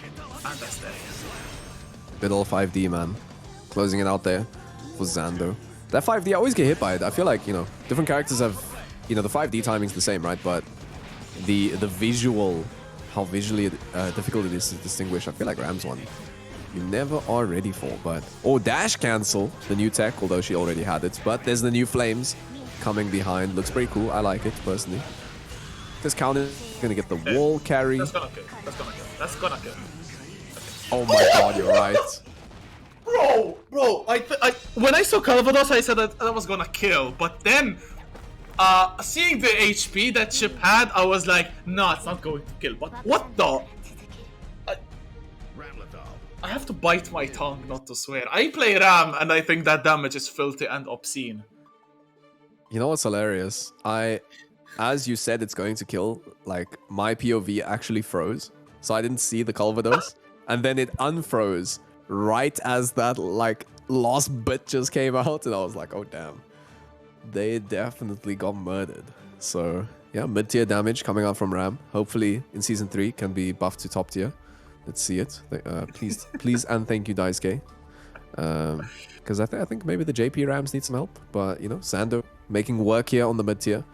2-0 up against Patachu. No, that damage has to go. That damage has to go. Having people like Envy here, having his character butchered, and then seeing top 2 Ram getting buffed to top 1 just like that. That's some obscene stuff, honestly. Like, not even gonna beat around the bush here. That's no cap. For real, on God. no cap. No cap. Alright. No cap for Zando here, 2-0 up. Looking good, but nice 6p here. Gets the counter hit and is gonna convert this likely to the wall. That was a great burst though, because now he gets the corner himself. And gonna actually get a 2k challenge there to get a counter hit. And the JS comes down, opens him up. There's gonna be big damage. Yeah, a good 50% put down by Zando. Pretty strong on the way to get winner side grand finals there, but Patachu still going in. Trying to get some pressure, but running into the wake up Mortal Battle. Classic, tried and tested and lethal as Ram lethal with Zando on set point here. Patachu catching the backdash, trying to lock under the pressure, gets the overhead, very good stuff. And gets the wall stick as well, hard knockdown guaranteed with the super. And Patachu will try to display some of that grimy, infinite block string setups, but again another counter hit. Everyone is pressing in Patachu's block strings, I swear. Absolutely. No respect at all. But no, can still make the comeback here. Oh no, lost the corner there with the J2K, but is going to get the opening here with the Rekka with the dash cancels. Into throw there is such a nasty setup into the BMO super, and unfortunately for Patachu, that is your winner's round done. It is going to be Zando who is going to move on to grand finals already this evening. And Patachu is going to go down and probably face off against the winner of Smoip and Verix, I imagine, in the... the winner of Smoip and Verix's sets in the losers finals. I forget we're doing it this way. But yeah, we're going to head over to losers now, which is going to be Patata and Pinhead and Skill and Axon. So, as I've said, as soon as the patch notes come out, they buffed Kai, but did they really? Both Kai players sitting in losers this evening, so I can continue to downplay. Thank you so much, guys, for finding your way there. But it's going to be interesting, man, to see the sets that come up. And let's see if we can also get the prize pool up, man. This time I don't have Matcherino copy-pasted, so I can't paste it myself. Rexu, can you paste the link there in the chat? The exclamation mark Matcherino. So we can try and get the prize pool up. I said $20 was our goal, although we've already smashed that. Thanks to Vince there with the $15. So we're at 25 this evening. And potentially one player could have it. Because don't forget, guys, the way it is here at Olympus is that the winner is going to play against the Ascended, which currently is Tiger Pop, waiting there for the winner of the bracket. And so there's going to be a 50-50 split between the winner of the bracket versus the Ascended champion this evening. But it could be the same person. One person could take all of it if they manage to beat the Ascended champion in Tiger Pop. So stick around for that. More dope games to come. I can see we got both players in the lobby here waiting to go. What is who said that? Someone in the lobby said fix the game please. I think was that Patachu? Not a fan of the Season 2 changes. But we are going to head into our first losers match, which is going to be Skill, I think, versus... No, sorry, Patata. I always get mixed between Patachu and Patata. Patata versus Paned. Oh, both in red as well. Very classy start to this losers run. Let's see who will be the one to go 0-2, sadly enough, in this bracket. Obviously undeserving given the statutes, I feel, of these players in the whole region, but someone has to be the one to drop 2 games. Big 6p there from Patata, putting Bennett into the corner, catching the backdash as well into massive damage. No meter to ride the lightning, but it's still going to be a bad ride for Pinhead. That was beautiful. Shock State confirmed, getting some huge damage, but the what is it? The 2P from Axel coming there. Oh no, this is going to be Axel Bombers coming out. We'll be able to get another one? Nope. I don't think you can with the changes. I recall one change I remember is that you do get less Axels now in your combo, but it's not a good start. And let's see. Oh, we have some fast forwarding, I think. I saw at least on my end. Maybe playing out the, the good old lobby footsies as you do get. But, oh, it is going to be 2K2D that he's going to close it out for Paned. Best anti-air in the game, 2K2D. Sits nicely alongside Giovanna's 2D, but beautiful burst bait combo there from Pinhead, but the throw will be baited, this time from Patata. Big damage, carrying towards the corner. There's one bar of tension as well, trying to bait something out. Another Foudre arc. What a challenge though, this time from 5P from Pinhead. 2K into 2K into the commando. This will be big damage. No burst available for Patata. Oh, did I see a teabag, or that was actually the input from Pinhead? I don't know. 2 bars of tension though for Patata. I think it was the input. I was watching the replay. I don't think it was a purposeful teabag, but yeah, it is going to be Pinhead that is going to win the first round. And a good start for them, man. The command grabs, catching Patata. I know he always catches me when I least expect it, so good start there. It's a shame though. I saw that big Shocks they confirmed, and I was like, damn, it's our time for the Kai players. But in the end, it is Pinhead with the 1-0. Ooh, Connor, the May player. Let's go. May getting buffed, and Connor paying respects with the $10 donation. Don't say that. Shoutouts to them. But yeah, realistically speaking though, no Maze in the bracket. I think that's a solid sign. But anyway, it's I have 2 Kais in the bracket. That's a solid sign. Kai got buffed. Shut up, since Pinhead going in, getting the Rensen, but no hits registered up until now because Pinhead gets a couple 50% life bar on Pinhead, or Patata, excuse me, gets this Thunderbird block. Command throw jump.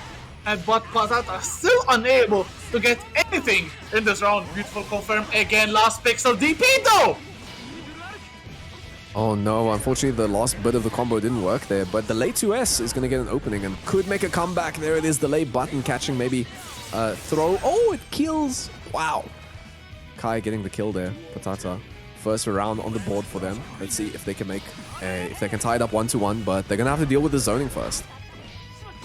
Amazing comeback in that round from Patata. Again, there is the 2K anti-air. Good jump slash as well from Pinhead, getting a good round start, just like the previous. There's the burst bait, however. There's the combo, no bomber loops this time. There's the bomber to break the wall. 1.5 for Pinhead, but Patata still trying to go in. Still trying to go in, but unfortunately didn't manage to. Gonna get counter hit and going to lose that round, so there's gonna be Pinhead tying it up here. Oh no, getting hit there by... I always forget what that damn move's name is. Whether it's Rain Water, because all these moves have such wacky names. Anyway, gonna go forward with the charge stun edge. Is gonna hit meaty. 5k into 6H. Not gonna get a counter hit. He's fishing for the big 6H counter hit here, but Pinhead very patient on defense and finally gets the opening. Gonna go into Rensend again. Oh, the Foudre arc Great neutral tool for Kai. He's going to go for another charge stun edge, looking to close it. Oh my god, the tick throw there off of the stagger, which caught Pinhead, and the fireball to close it out. It is 1-1 for Patata Salvaje. It's a bit unfortunate there for Pinhead, waiting for the projectile, which was going to come in from Patata, but caught him off guard for just a frame, and that was all that Patata needed to level things up. We are at 1 game apiece, heading into game number 3, and this is such a momentum-heavy set, I feel, because both characters can get some good damage if they can get their groove on, but one touch can definitely put the other character in disarray, so it's going to have to be a player playing on point for the duration of a round, because we saw an incredible comeback in the previous game, from Patata as a DP stuffs all the pressure that Pinhead had built. Look at that risk, all red, but Patata still swinging. Absolutely, and I just want to say shoutouts again to Connor for that Mascherino donation. Getting us up to $35. Patata potentially looking to take it. Getting the offense going here. Oh, with another nasty throw there off of the 6H. Looking for some fuzzy behavior, and actually ends up catching Pinhead. Not aware of the BRC fuzzy in that instance, and Patata putting the BRC to the use there to get the win. And JS, such a good tool for Kai there, getting the first opening. Absolutely gold, like air buttons. There's the jump slash again, the 5D counter hit, but no confirm. No burst as well for Pinhead against the anti-air. The burst coming in from Patata, Foudre arc, no challenge from Pinhead. So Patata will keep on the pressure. Incredible challenge from Pinhead, but it's very low on life. The burst has come. Still holding on to it and holding on to the next game, because Patata, with a couple of incredibly strong rounds, gets game number 3 as well, so it's 2-1 for Patata. Pinhead is looking a little bit like they are out of it today. Yeah, Patata in the driving seat right now, you know. I saw in the chat the mids dispenser. Well, right now the mids putting in work, and actually Patata going for a lot of overheads here with the JS, with the, you know, the new JD change, which is really welcome from the Kai players. Maybe can move us up to mid tier from low tier, you know, so it is welcome. But yeah, the 2P challenge going to open up there. And 2K, great move for Axel with, you know, being buffed 8 months ago or whatever. But lovely challenge there on the Foudre arc, not allowing him to regain pressure. 2K to D, much easier hit confirmable now with the new the new counter hits on P and K buttons. Going to end the pressure there in the Dire Eclair. Oh no, 2H. Going to counter hit. Try to go for the burst bait maybe with that jump, but Patata is still able to run the offense.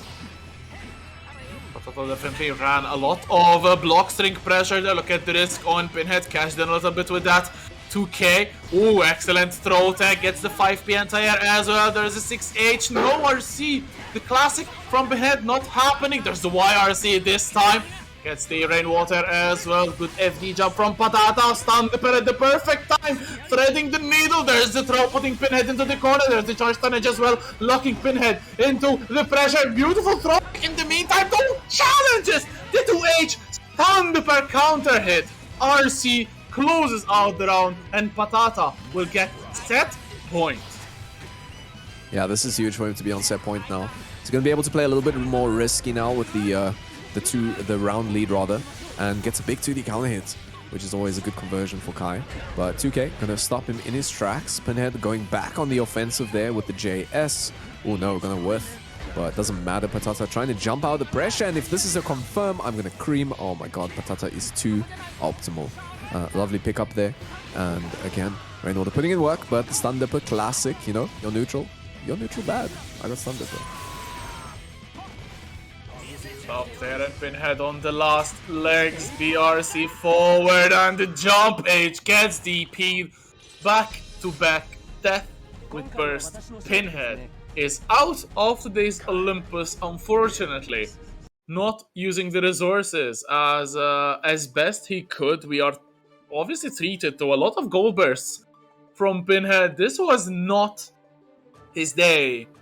Could it actually be the day of Patata getting a very strong first game in loser's side here, and actually looking like they are going for the big run here. Obviously, loser's run is still very much possible for Patata, as it's obviously as well still possible for the other players in the bracket, a loser side being Skill and Axon. Obviously, both players need no introduction. Skill, our Grivo finalist as well, with the Kai. So we'll see if we'll have another Kai moving on into loser side. Although Axon getting patata to the last game, game 5, was definitely a nail biter, but Axon getting sent to loser by a Frenchman. Will they be eliminated from the whole bracket by another Frenchman? But starting off in the best of ways, Axon starting with a massive counter hit, gets the Yozanza, but good block from Skill, who was already in the corner, has to weather the storm of this bike, and the burst has to suffice to get us back to mid-screen. But Axon has started off really well, although that 6p from Kyle can change stuff around to throw as well to the corner.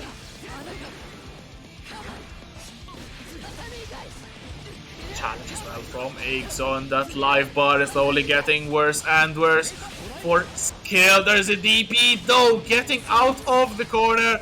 Not a burst safe combo, so Axon can safely burst out of the pressure. So from Axon, there's the conversion. No walls to get there. It is. Gets the wall break as well. And round number 1 goes to Axon in a very close fashion though. Skill surely playing well, but Axon got the advantage most of the times.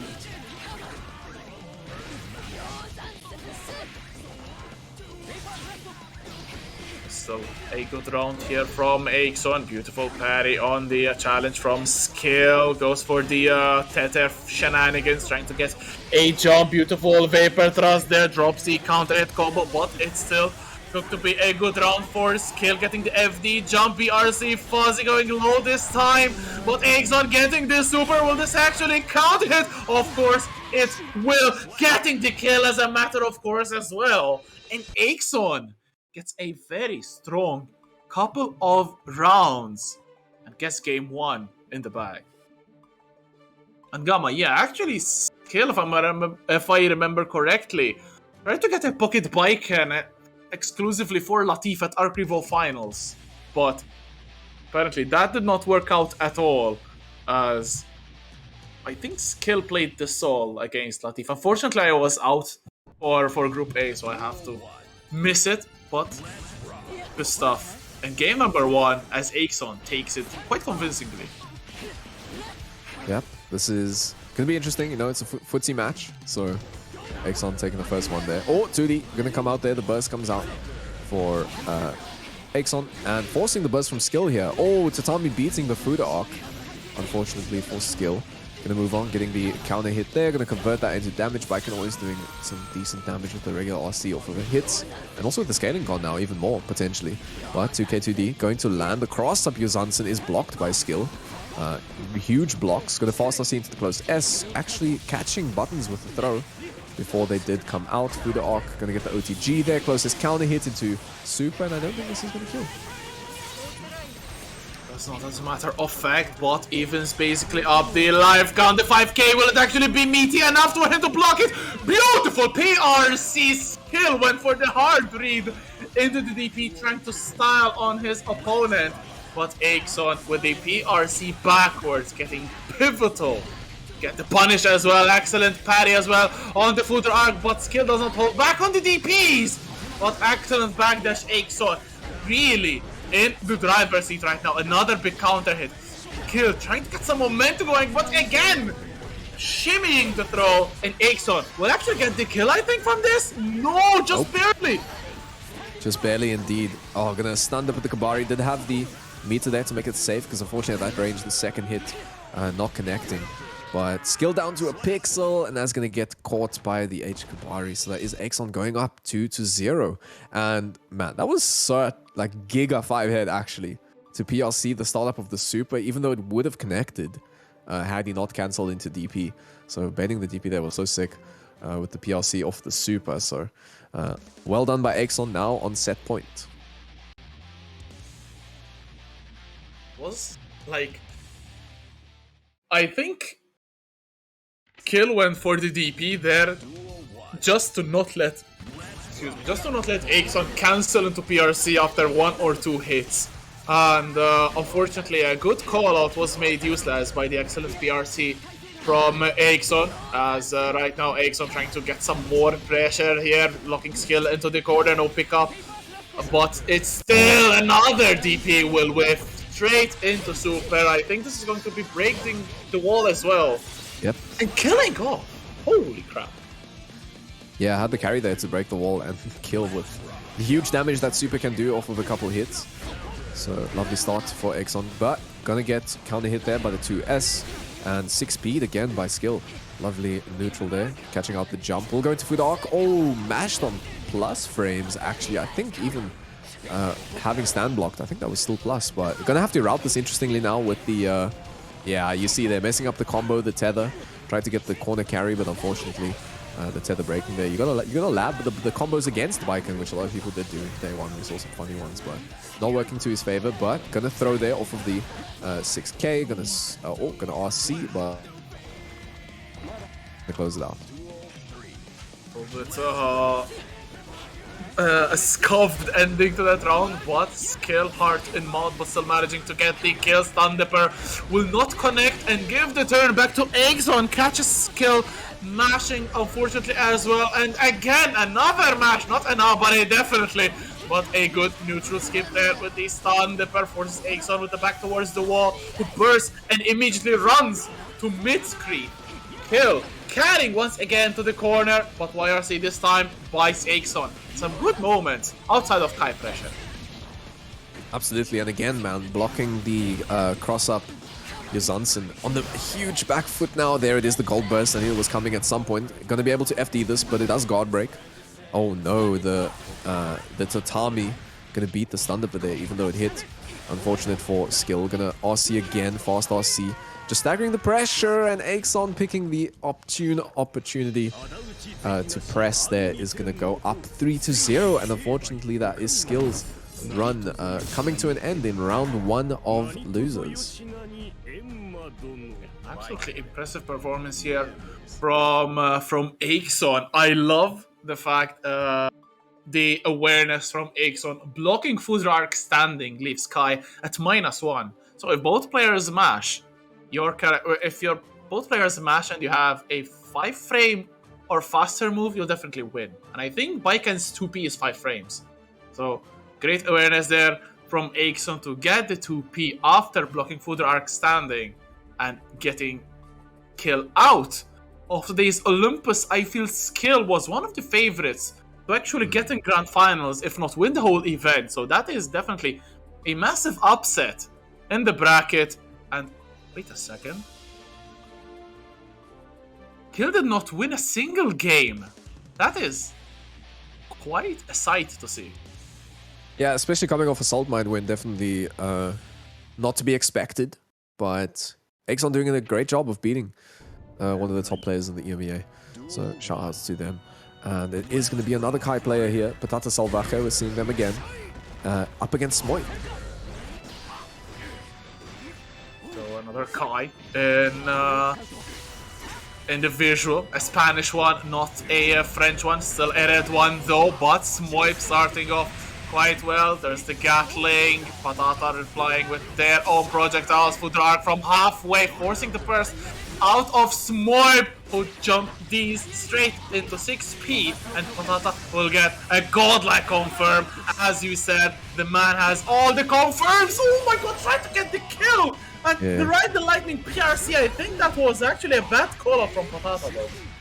Yeah, would have got the hard knockdown. Was hoping that they would have enough damage to kill, and I think, as you said, this is going to come back to bite them.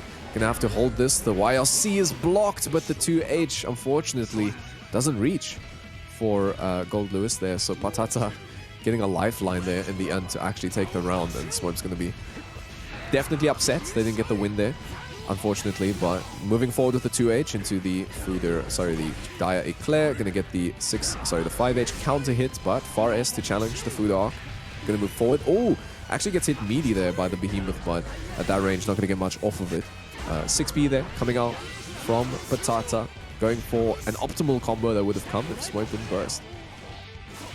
But still beautiful RC. They're bouncing the big man up against the wall. There's the Vapor Thrust again, but does not get the kill. Drone is set up. Walk back from Patata. Okay. Interesting. PRC is the first 2k, only to get a cheeky second one in. Smoib baited to press at the wrong time. Patata will get game number 1. But what a close couple of rounds we just saw. Absolutely. Good for Patata to get the first round there.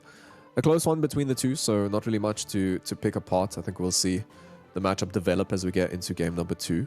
But, you know, when it comes to Smoip, if he starts smobbing and he gets the big hits, it's going to do big damage. So let's see what happens in game number 2.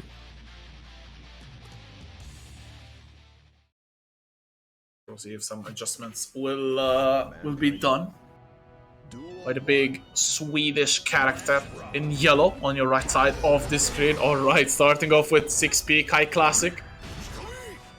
Jump dust from Smoy. Good 5p anti-air though from Patata. This is the season of 5ps, I swear I'm seeing so many times. They are one of the fastest normals in the game for all characters.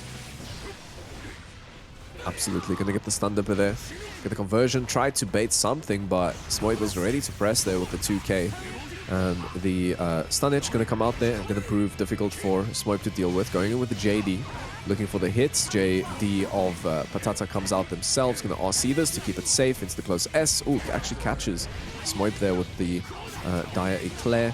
Full damage conversion, but doesn't get the wall break, which they maybe could have routed into to close out that match.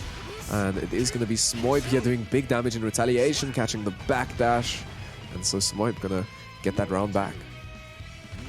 Actually, Smoip realizing how Patata's a little bit scared to contest even when Drone is out. Big counter hit combo there. Patata has to use the burst to stop it, but it's still a massive life lead for Smoip. PRC's forward cannot really kill with this combo, but will get the Noggle setting up another drone, and Patata gets clipped by the overhead. And Smoip replays the first 2 rounds of the set with some incredible gold Lewis tinged ones, and it's already 1 game apiece in this one. Smoip not wasting any time to get this back level. Yeah, that was a quick match, so unfortunately not much to pick up there for Patata. He's going to have to pick himself up off of that loss, try and make the comeback, try and slow the game down so he doesn't just die in a couple hits. Let's see what happens here in game number 3. What will the round start option be? Potentially, oh, I thought there was going to be respect, but no, 2D. Clashing there, or rather trading with the far S. The early burst coming out for Patata here, looking for the whiff punish, playing footsies with the 6p. Maybe could have chosen a longer range option, but it doesn't matter. Gets the good damage on the board already, but it's gonna have to hold the drone. Ooh, interesting trade there with the PRC from Patata, trying to get that 5k against the jump dust. Pressure will start rising from Smoip, but will be met with a big DP from Patata, although Smoip still getting the pressure situation, set up another drone, and Patata is not really contesting these drones, and Smoip can set them up quite freely, honestly, but it's a good knockdown this time. Patata will get the full conversion, beautiful damage done, just enough to get the round, and Patata will move again into the lead. Yeah, looking in a good position. The JD is going to go punished here with the throw. Going to go forward to the charge stun edge. Oh, lovely interruption there. Him going for the 6k again. Not working in that instance. He is going to stagger here, but Patata says no. DP straight out of it. The Fuda Arc is going to catch Smoip going for another JD. I think it was. Oh, looks for the punch. Sacred. It's I heard a counter hit, although I don't see it, so Rexy will have to take it. There's another big counter hit from the Vapor Thrust from Patata, who is quite low on life. Advantage going for Smoip, but the throw is definitely a good part to try to bring it back even. There's this stun dipper upwards. RC! Oh, the jump piece, the conversion from Patata. Absolutely on point as always. And the Spaniard will steal around, not letting Smoip go even, and getting the game for themselves. It's 2-1 for Patata. That was super brave to go for the JP there, because the JH was already not active already, had already started up. for Smoib, so I'm surprised they managed to go for the JP there, make it work to close out the game.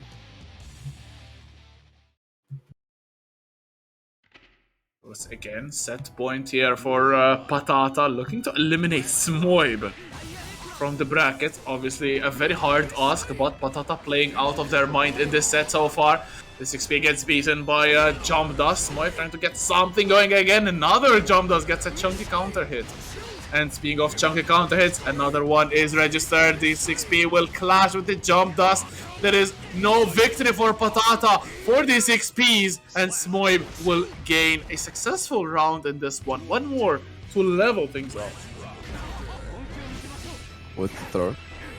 Lovely comeback there for Smoib. A lovely first round taken. The Diaclare is going to be blocked. Gonna go for the gun edge again. Oh, tried to 6P, but that JD hits so deep for some.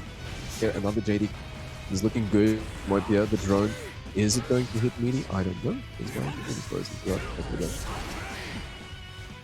Something like under the water, right? Since realizing and rebooting the Discord, the burst is baited in spectacular fashion, and Smoib will level things up at 2 games apiece, heading into the last game of the set. I would like to note as well that Smoib is really getting away with so much in this set. I feel drone is really not contested at all. We've barely seen any projectile come in from Patata, and the same can be said also for Smoib's Jump D. Obviously a very hard poke to contest, like very difficult to anti-air even, and I once called it a grounded poke and I still stand by it. Smoib, or Cold Lewis Jump D, is not an air move whatsoever. It's got buffed as well, so Arxes definitely do not know what they're doing, but they do know that they gave us an incredibly amazing game, and we're all for it. Game 5 in this one between Kyle and Gold Lewis, and what a combo to start things off. Oh, and yeah, what a way to start off, as the DP is gonna whiff, is gonna get punished, and choosing to DP again. If it didn't work the first time, why not go for it again, I guess. But FDing the pressure here is getting quite low, so he's afraid of the chip. The JD gonna come out, gonna get jailed there into the drone by the 624 Behemoth, and that was a convincing round there from Smoib. Patata having a hard time on the defense here against Smoib, but gonna start the round off with a good 6P.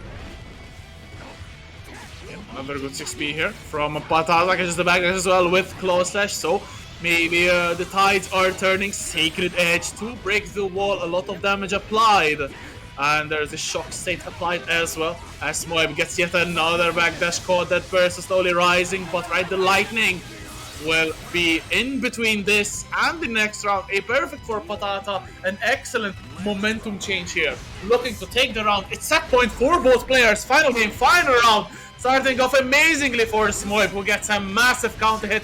The burst is wasted for Patata. Is this actually going to kill? Is it? I think it will. It will. Down with the system is gonna be enough to take Smoib over the line there. 3-2, man, that was such a close game between the two, and that is so unfortunate for Patata to go out like that, and is going to go out in losers round 2, but played really well throughout the tournament. Unfortunately, losing out there, but Smoib, you know, Smoib is Smoib. Gonna move on to play against the winner between Verix and Axon. So stick around for that match, and also check out the match arena, guys. We got a crowdfund here this evening to try and get the prize pool up for the players, and I just want to say a big shout out for the contributors already. We got Snoop there with the 10, we got Vince with the 15, and Connor with the 10. Thank you guys so much for your contributions. We're at $35, but it would be cool if we could get to 50. It is a 50-50 split between the Ascended winner and also the bracket winner. So currently getting $17.50 a piece, which is nothing to scoff at, but it would be cool if we could get them to, you know, 25 a piece if we could get to 50 this evening. But thank you so much to those who have contributed. Exactly. Shoutouts once again to the people donating to this one. $35 yet still in the pot, looking to make it bigger, as right now there's 2 big damage dealers on the screen. It's Verix and Axon there, and Axon starting off with a throw, applying that tether, which now Gold surely doesn't mind, as he's so good at the close range. but Aixon getting a big counter hit, and the menace that is Baiken is immediately set loose.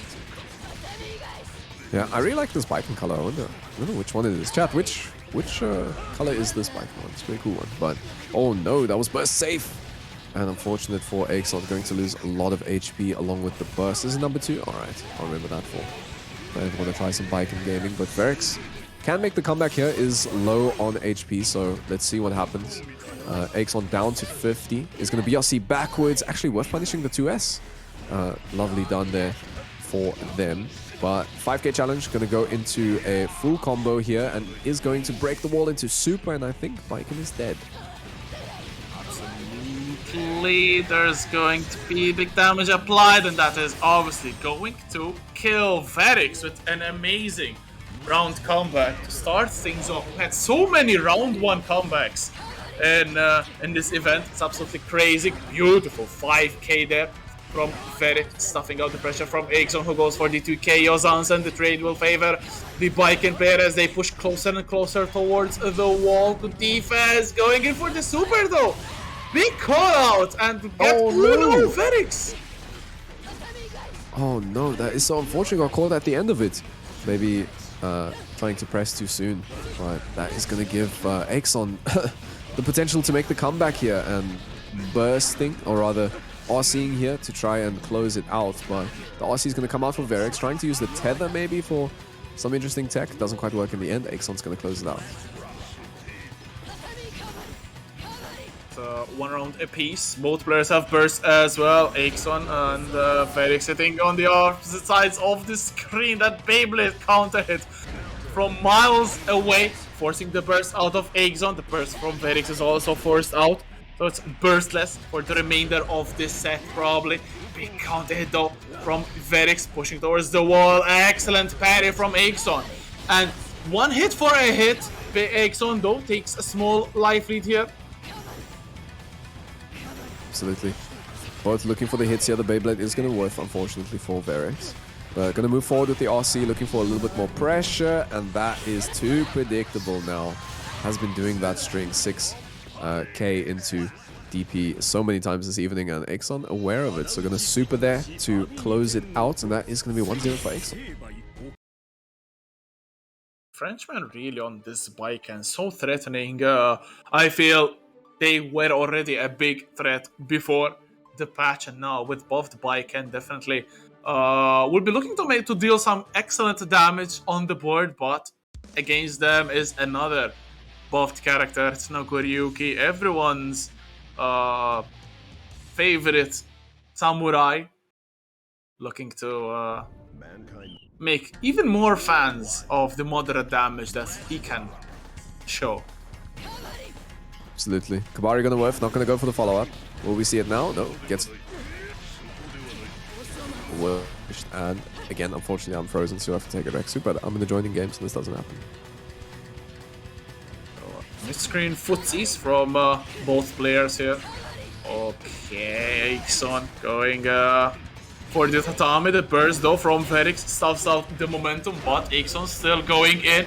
Good challenge from the DP this time. Verix going for the maximum range combo. 5k to splat, 6h for the kill. And again, another round for Verix. Will he be able to close it out though? Aixon brought it back in game 1. But definitely starting off much better for Verix here. Pushing towards the wall, 5k, 6h again, another one. And look at the damage, just 7 seconds in.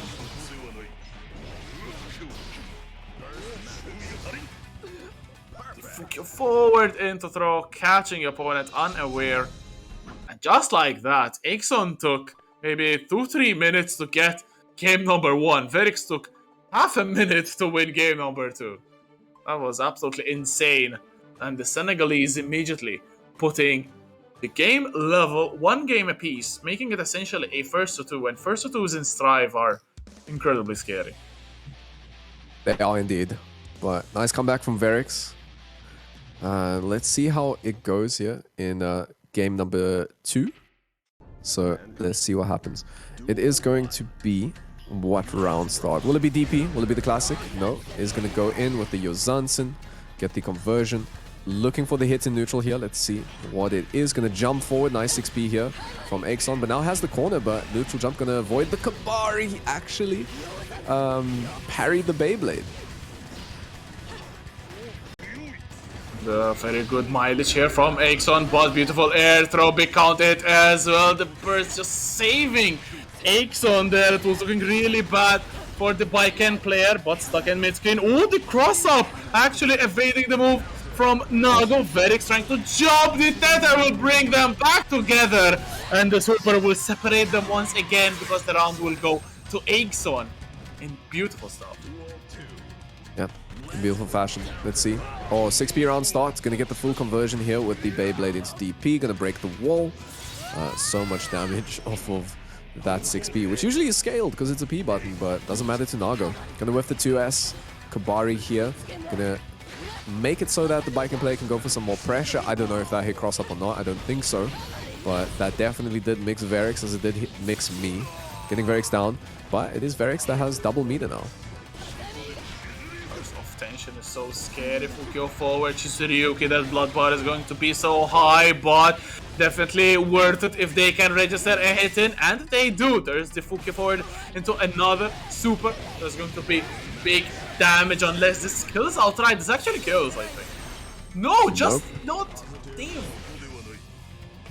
Just doesn't kill, and the clone gonna close it out there. Let's see what happens here. Gonna neutral jump, or rather up back, to try and avoid the 2H there. Kabari again, both of the S Kabaris here.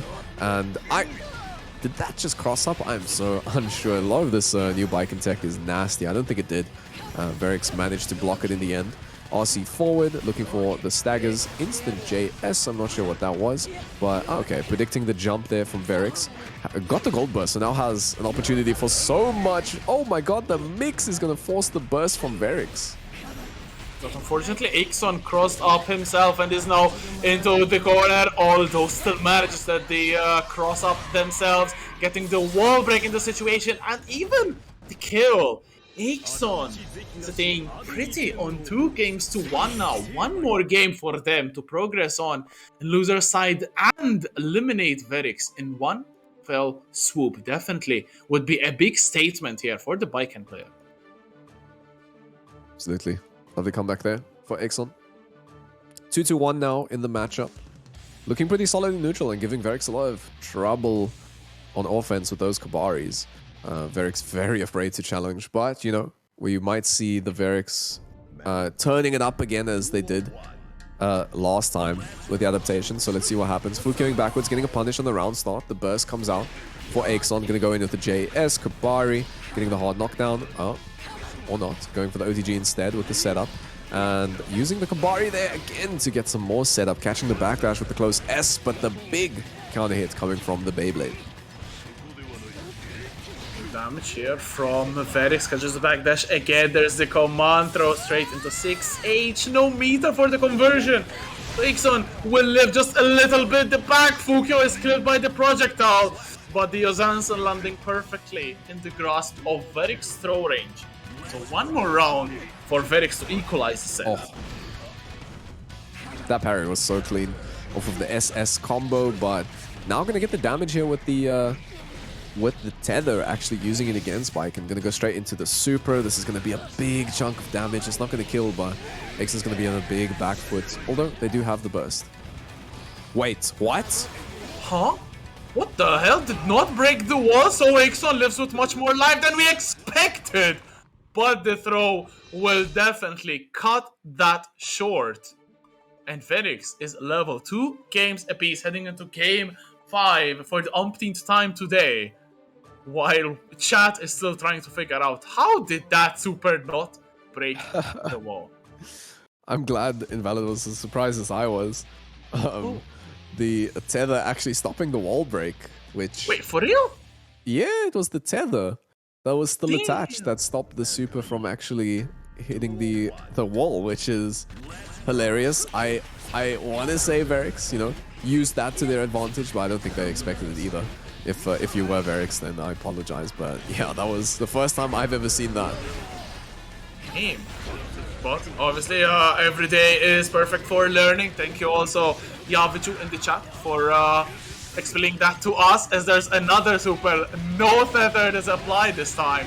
So this will break the wall. Javic also a team member with Verix on Team South Africa in the last Strive Cup. As right now, Verix is looking incredibly strong. Shizuryuki counter hit. Why you press him, my friend? Verix on set point. Yeah, Verix looking good here. Let's see what it is. Gonna go forward with the Fukio into the DP. Gets the bites, and so you know there's gonna be a lot of pressure. Doesn't go for the wake-up option as Axon went for... Oh god, there's the new combos. Oh god, he actually... Oh no, the burst is not going to be good here because he's going to be able to RC this and likely kill if he routes it correctly. Let's see the RC. There it is. Can you eke out the leftover damage needed to kill? I think it's going to be close with the super. The super itself won't be enough, but the guaranteed wall damage definitely will be. That was an unfortunate burst. Going for, I think, the Hotashi tech, but because the burst was there, couldn't close it out. Final game, final round again for the, I don't know how many times, gets the cross up with Yozanse, does not get the confirm, but Verix still going ham with these blood supers. Beautiful 6p, look at Axon's life, it's really low to H, will whiff, no punish from Axon, but Verix still swing it, 5H, another one, chip damage is applied, but the blood bar is really high, but the K stuffing out the approach from Axon gets the guaranteed follow-up. And Verix will move on to the next round. Axon, an incredible performance, but they will have to bow down to Verix and is out of the tournament. Beautiful stuff from Verix. Yeah, and I can see Gamma asking can buy Campari Beyblade /DP. Axon did actually parry Beyblade in, I think, the second match of the set, so... and it's a great tool, very cool to see, but unfortunately Axon is going to be out. It is going to be Verix that is going to move up to play against Smoip, and they actually played in the Look Alive first to 5, where I think the score was, that was such a while ago, it was like 5-2 I think in favor of Verix. It's a tough matchup for Smoip for sure, but before we get into that, and that is our losers semis, let's talk about the Matcherino, guys. Thank you again to Snoop, Vince, and Connor for the contributions. We're at $35. Hoping we can go a little bit higher to get the payout there for those players. You know, could we get 25 a player? If we could get to 50, that would be huge. Thank you so much again to those who have contributed already. And you can just go to !Matcherino. I can see Rex already pasted it there if you'd like to make a contribution. But shout outs again, man. Especially to everyone who's contributed in the past. You guys in the EMEA are really awesome in how you support everyone. Sechi, shut the hell up. Oh my god. Wait a minute. Okay, this is what everyone wants to do, and I did God's work. But yeah, obviously, yeah, thank you so much for everyone in the community, always pulling up, and thank you so much for the viewers, 200 of you. Damn, that's godlike. And also the players for showing up. This was absolutely amazing. See, shooting Sechi got us follows. Already 2 follows, just frame. Damn, but yeah, jokes apart. We're readying up for our losers semifinals, which will feature, as you said, a run-back of Look Alive, starring Sins and Sejam on the big screen. That was absolutely a joy to watch. You did so well, Sins. Thank you very much. I'm definitely no Sejam, but I'm definitely looking forward to commentate this one. It's the battle of 2 big guys between Smoib and Verix. I mean, yes, it's Gold Lewis and Nagoriyuki going to display some sick action. I feel big characters in Strive are absolutely really hyped to watch. Yeah, so it's, as I said prior to the match, I think it's a tough one for Smoip. Although there is a change now with the 2H, right? The 2H doesn't hit as low as it used to, and that, at least last time they played, was a big button that Smoip had a hard time dealing with, because he would crouch in neutral, be about, you know, 2 character lengths away from Nago, and he would 2H, and it would still hit Smoip. So maybe that can come into play here. Maybe will make it a little bit easier for Smoip, but I think, you know, the Smoip game plan is pretty simple. Get the drone out and run, at Nagiriyuki to try and keep him safe from those big normals and trying to get the pressure going. But I know Verix, he's going to make sure he gets in and gets the damage quickly, or just tries to play the neutral with the big normals. Let's see what happens. To be an interesting one. Whenever it gets started, obviously. Looks like Verix is contemplating something. I mean, taking a break before in between games is so important. And if you're going for the big tournaments, you're going to these offlines, which are, God bless, starting off very soon. Actually, I think there's Brussels Challenge at the end of next month. I think there's CEO coming in a week and a half even, so plenty of more action to look out for. There will be a couple of EMEA representatives as well, so obviously let's support them like we did at Combo Breaker, obviously. But yeah, plenty to look forward to in the next months. If you're going to offlines, if you're playing in a big tournament, take breaks. I cannot stress this enough. If you're in a losing matchup, or even just against a player who you don't think you're able to beat at the start of your campaign, I mean, just reflect, take some time, see game one, see how it goes, and see how it goes from there. Pauses are so good at, first of all, if your opponent has a lot of momentum, it can stop them down, and okay, don't take like 10-minute breaks.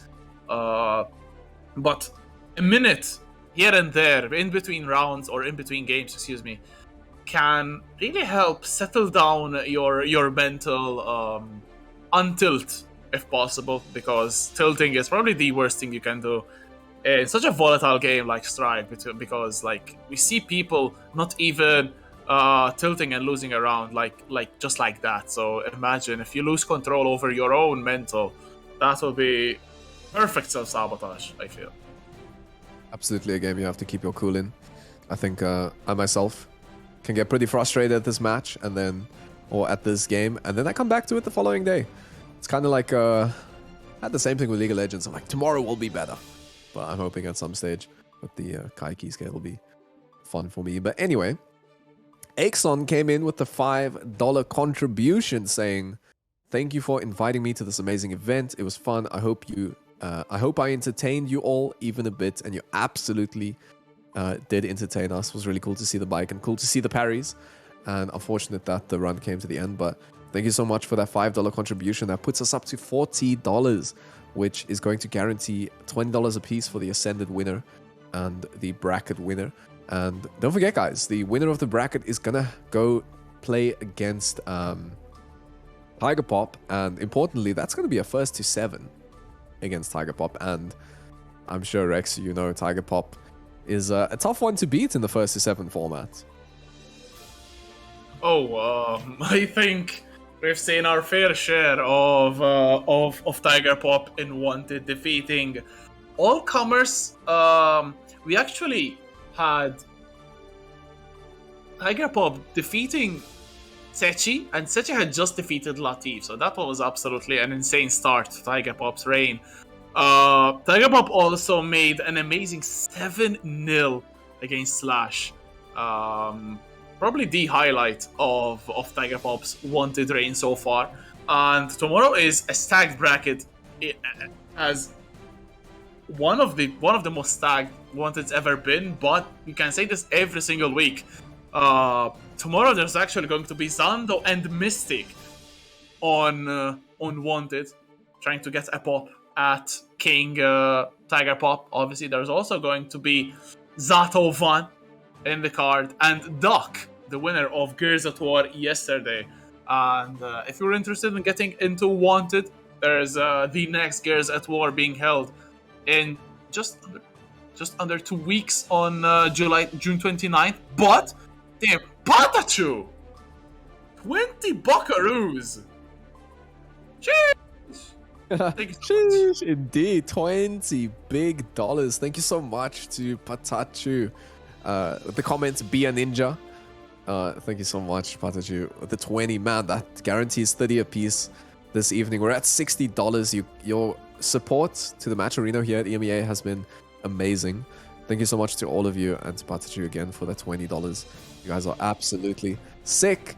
But is Patachu still in? Yeah, Patachu's still in, so you never know. Patachu might actually make the money back if they end up taking the bracket. So I like the gamble, putting money into the prize pool while you're still in it. That's a dope one. But yeah, Verix has managed to make their way to the lobby, so we will be getting on with our losers semi-final between Smoip and Verix.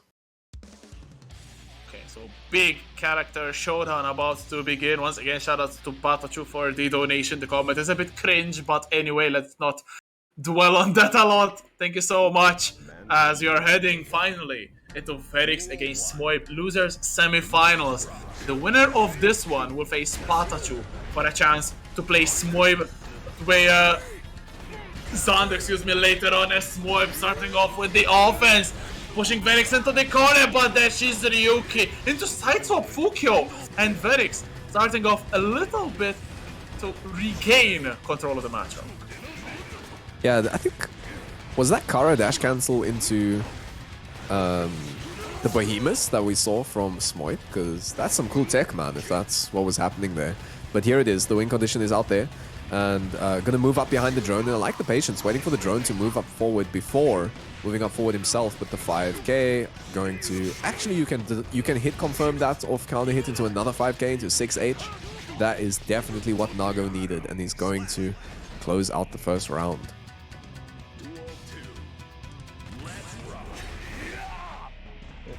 Round start DP, as someone doesn't understand in chat. Beautiful challenge though from Smoip, and then another 6p from Verix coming in. There's the OTG as well, and Smoip is into the corner. These instant blocks unfortunately will not do anything to stop this samurai from gutting you down. There's a Blast Universe Burst, better not be used, as the Shizuruki once again cutting Smoip into bits. Oh wait, that was the last round, so Smoip had to burst. Excuse me. Yep, just for Sechi, I'm gonna call the moves by the correct names. So as you said, using the Shizuryuki to close it out there. And as, you know, not predicted, but to be expected, that Verix having a lead here in the matchup, so it's gonna be on Smoip to make the comeback. Let's see if they are able to. But, you know, things like the Kamariyuki, a difficult tool for Smoip to deal with. And let's see, I'm gonna go with the Fukyo, see if I can get all of the names. Moving forward to the Fukyo, that is the Shizuryuki. Whiffing in that stage, nice P check there. Gonna go for the low, the burst comes out. And you take it while I actually check what the clone is called. Mid-screen action, good jump dust. Oh, swings into the coffin. There's going to be big damage, bounces off against the wall, and the coffin comes back to put Nago into it, as it's a round for Smoip at long last. Shizuruki round start there, strong stuff from Verix, but Smoip knows better. Good back dash also from Verix, as they get some good damage on the board, evening up the life coach, actually getting into the advantage, but now Smoip advantage. Gets the cross up, Fat Milia mode engaged. There's the drone, good job from Verix, but lands on top of the drone, so Smoip will get uncontested offense, but swings into the gold burst. Oh my god, that was a huge counter hit. He's gonna pop! Oh no, I didn't even see him pop. Unfortunately, I think the Kamariyuki there was one special too many, sending him over. And so... now name each BT. There's no... The BTs don't have different names, right? The BTs don't have different names, do they? I think the inputs, not the names. Like yeah, I don't think they have names. Yeah, they buy notation. I can get those ones right, but not the full one. Like I'll say 682, not... How would you even say that? 69872. Sorry, 69874. There's no way I can say the whole. I think that's like 684. Like it's 3. Yeah, usually 3 is the easiest. I don't actually know the inputs as well. I just see the coffin, I just say behemoth. That's easy. Oh! Burst 6-8 is the burst there. Fortunate for Verix here. It is going to be the 4-2-6 behemoth coming out there. Oh no, the 2H is going to do Damage optimized with the dust, and Smoip is dead. Gets a good taste of Nagoriyuki's blade. Sent into next round there. A very strong round here for Verix. Oh, again swings into the Shizuruke. Very unfortunate round start. The privilege of being a Nago player. Fukio back, sending Nago so far back now. It's a very strong tool, I feel, to get out of pressure. But the drone comes up, forced to respect it. Smoib not going for the cross-up, still clips Verix with the overhead. The jump dust crosses under somehow. Now Smoib will get some good corner pressure. Shimmies the throw and does not kill with the coffin though. Smoib not looking bad this round. Did you see that? The 2H whiffed? That wouldn't have happened last patch. Sechi, I think this is a good patch, the 2H. Not working in that instance. But what's it called again? The fish something. Skyfish. The Skyfish coming out there. Oh no, he's gonna pop, and so that's gonna be the comeback for Smoip there, tying it up 1-1.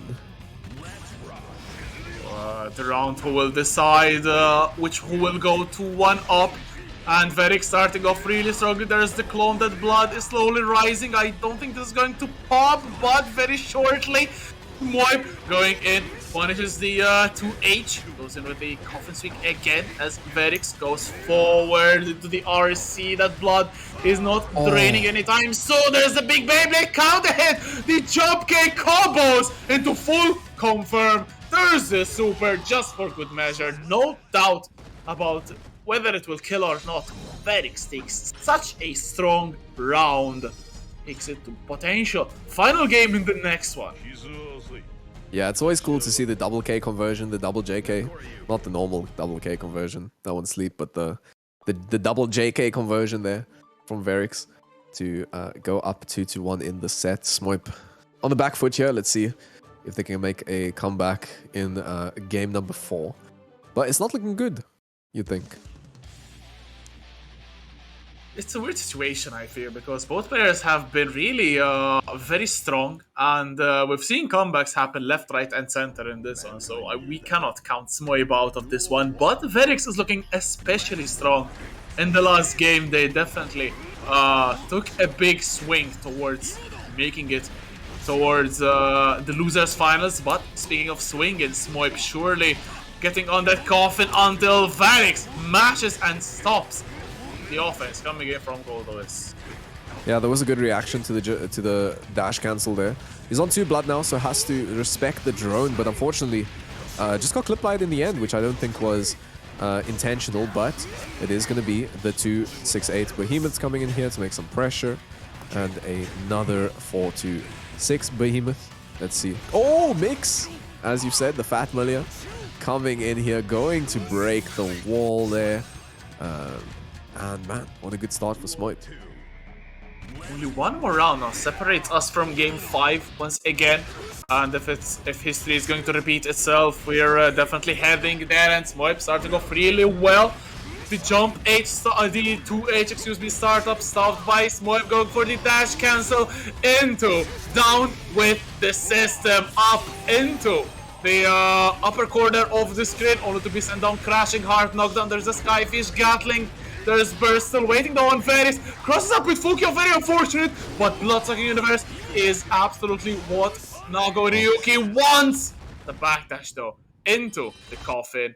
And game 5 once again is upon us. That is such a shame. I keep seeing Verix's Zaramayuki into Fukio's getting jumped and then punished. And it's been a consistent issue for Verix so far this evening. So Smoip tying it up 2-2. We are heading into the final match of the set.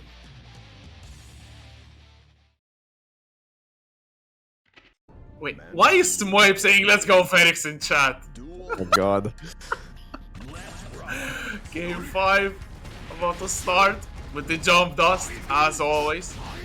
Very fair button. Oh my god, what a challenge! What an abare from Verix, but they have to take the coffin, chip damage into the corner. Smoip backing away, pulling out the drone. Beautiful 6 speed to put Felix into the corner, good block on the overhead Typhoon, but it's going to continue all of this pressure. Oh my god. Not anything to stop it, that risk Oh is my cranked God. all the way up! That pressure was so rough. I was just seeing all of Verix's HP get chipped out there. But it is going to be Kamarayuki into Zaramiyuki, which doesn't work in that instance, unfortunately. Going high on the blood, the 2H whiffs there again, but he does have access to the big normals. Oh, I did not know he gets that conversion now. Oh my god, Sechi, I'm with you. This is a crap patch. Oh, don't go to the dark side. Oh no, Smoip will go to the dark side. Gets caught by Shizuryuki into wall break. And again, final game, final round, double Luigi territory in EMEA. As Verix starts off with a burst of offense. Both players don't have burst. So it's going to be a very important hit for either side. There it is. Big damage from Smoip, trying to set up the make-good backdash from Verix into the 5k RC, and Smoip very low on life. Yeah, he's in a tough spot right now. And Verix has access to big normals again, but you see Smoip FDing these normals just allows him to sit across the screen, end the far S, and go for continued pressure. But as we see here, 2K2D going to come out, going to get the stagger pressure with 3 2-6-8s in a row, but 5k6H again doing such good, doing so well for Verix. Oh no, messed up a little bit there. I think got caught by surprise, and he's gonna get hit by the overhead, and so it's gonna be Smoip that's gonna move on. Oh my gosh, wow, chat in shambles, even Patachu in shambles. Everyone thought it was gonna be Verix, and Smoip. I can see chat exploding with Smoip getting the victory there, knocking Verix out with the upset. Yeah, I definitely feel that was an upset, especially with the scramble there at the death, the gold burst attempt from Smoip trying to stuff any button coming out from Verix stuck into the corner. The throw attempt then from Verix, I don't know if that maybe was the 5D attempt, but the nerves of the situation absolutely coming into play, and Smoip getting a big counter hit followed up into death. And now Smoip moves up to make it up against Patachu, which is a runback actually of the winner semifinals. So we will see if Smoip can take revenge, or if Patachu just be the demon for Smoip, sending them out of the bracket single-handedly and booking a run back themselves up against Zando in Grand Finals. Absolutely. Are we already heading into the next match? Yes. Okay, while I do that, I'm going to make a prediction. So if you got channel points, guys, bet. All right? Ooh. Let's go. Time to bet. In a bit. As we starting off with the changed color. So Patachu going for I think it's color 3 preset, getting a thick throw as well, and locking Smoip immediately into the corner, swinging it in vain, forcing the burst to come out. But there's the drone again, and that cuts Smoip some slack, manages to get back into mid-screen. Absolutely. Oh no, the throw whiffs there. Unfortunate. Gonna go forward with the clone. Gonna get the Okizeme here. Oh, the throw is too good for Patachu here. Looking good already. Whiffs the BT, is whiff punished by Chip. That's one of these the great things about the movement speed. So gonna go up there in the round, putting Smoip on the back foot. What? This round starts with Patachu on the back foot. Good match from Smoip again. And get some good damage. 9 seconds gone on the clock, and Chip already in kill range. One touch will kill the ninja. Jump to K, crosses up on the drone, and the overhead into full conversion. What did you say? You said you get no conversion off of the overhead. That is lies. Chip players lie. Chip players lie indeed. But yeah, it is Patachu that's on the pixel now. Let's see if he can bait the burst, or if Smoip is going to hold it for the post-wall break situation. On the back foot here, will we see the Skyfish? No, gonna get caught. And now it's gonna be a tough situation to burst. He's gonna have to pick his opportunity, and he does pick it well. Choosing to go for the drone instead, looking to go behind it, and manages to get the 2P anti-air. Very nice. Big stuff from Smoy being patient and striking where it mattered most, so taking it to the final round in this game number 1. Good damage being applied from Patachu here, locking Smoy into the corner, and obviously Goldlewis does not have the best tools to get out of the corner, gets once again caught swinging, and Patachu gets so much damage, looking really good to take the game number 1. Oh my god. I definitely got hit by that command grab. Chad, if you got hit, press 1, because I was not expecting that one right there. And managed to catch Smoip and go up 1-0 in the set. Brilliant stuff from Patachu there, knowing the opportune times where to go for that leaf throw, and I can't even react to ones that are telegraphed, let alone ones coming out of the blue. Patachu, really good usage of the command throw there, surprising his opponent and taking game number 1. Quite good.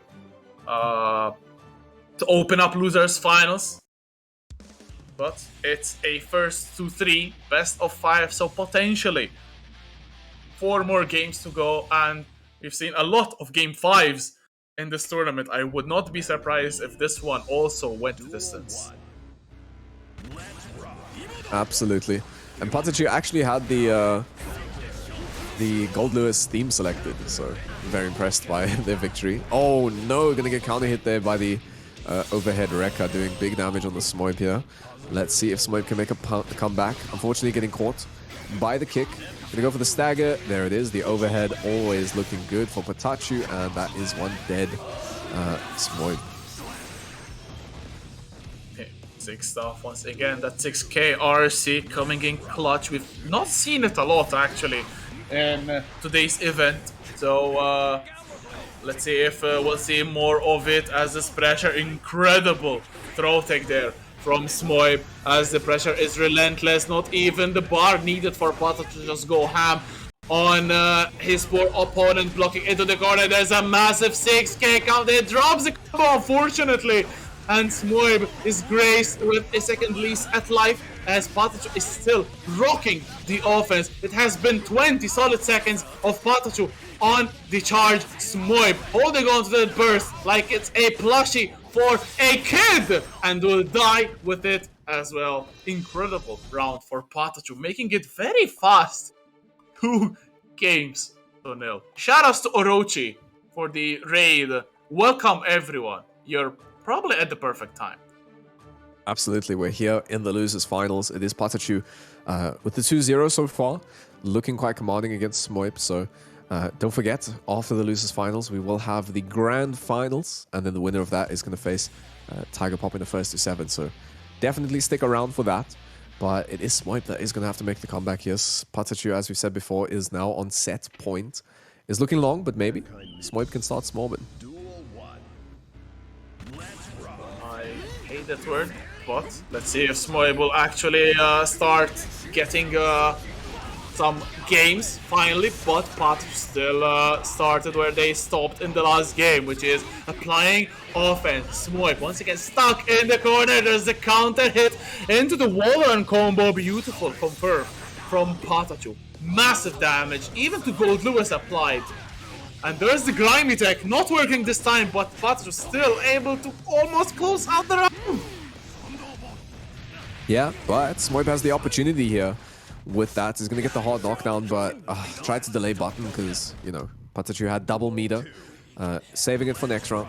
But Patachu does have the burst here. Let's see if they're able to use it. Gets a big counter hit there. Is going to carry Smoip all the way to the corner, opening them up with the counter hit there. Going to look for the wall break, but Smoip does have burst.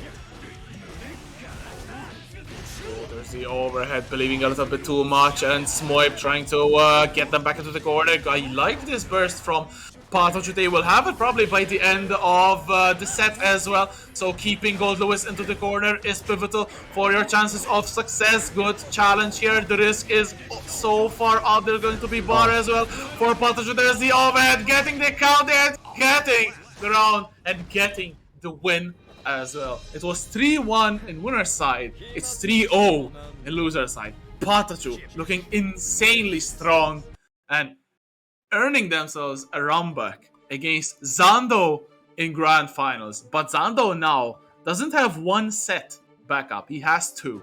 Patachu needs to work really, really hard in order to earn the possibility to face Tiger Pop later on. Yeah, Zando's going to play from winner's side. So as you said, we'll need to be beaten 6 times to lose the finals. But Patachu did put the $20 into the match arena, so confident in themselves that they can make it and make their money back with interest as well. So if you don't know what I'm talking about, it is the Match Arena platform. So if you do !Match Arena in the chat, it's a crowdfunding platform where we all add some cash and then it goes to the prize pool for the players. The organizers here, us, we take nothing of it. All goes to the players, and we're already at $60, which is so cool. Thank you so much again to Patachu, Axon, Connor, Vince, and Snoop for that. But it can never be higher. But we are getting into our grand finals here, which is going to be Zando against Patachu. My favorite Spanish player, Zando. Running straight into the 6P. Okay, there's the flag I was memeing a little bit. There's a super, though, from Patachu starting off quite well in this one. Zando getting the hard knockdown against them, so has to defend a little bit. There's the endless corner pressure about to happen, and another one. Patachu, drops the ender there. Oh my god, PRC Alpha Blade. Damn, that actually beat the Fires. That was a good job from Patachu to actually get the win off of the scramble. Messing up in the end a little bit, but Zando now not having burst, and Patachu's going to spend their own burst to try and keep the pressure going, but beautiful 6B from Zando, not looking to hold any more of that pressure, and man, does so much damage. Off a counter hit 6P, it's kind of wild, but sword throw will come. He's going to dash block out of it, and actually manages to get an anti-air there, punish rather, and now it is Zando's back to the wall. But just like that, 2K confirmed into the Rekka, not far enough to get the confirmed jump. 2K will land on Rams, R slash, and Zando takes the second round. Patachu though, still looking quite good in this one. Jump to 1-4-S to start things off, and Zando once again going for it, but gets counter hit on the landing. And right now, Patachu is in an overwhelming state of offense, but Zando just like that breaks off with a single press of a button. No punish on the overhead, but the 2H will do massive damage. Yeah, got the counter hits. Incredibly brave from Patachu to be Omega negative backdash and then press, but you know, got punished for it by Zando. And again, using that PLC tech to get in, whiffs the throw, but does have the meter to keep the pressure going. Zando's back here, still to the corner, but again, whiffing the same button in the same instance, but this time doesn't get punished for it. Zando trying to get out, manages to get out, but forces the burst, jumps the command grab. Zando's defense. What was that button?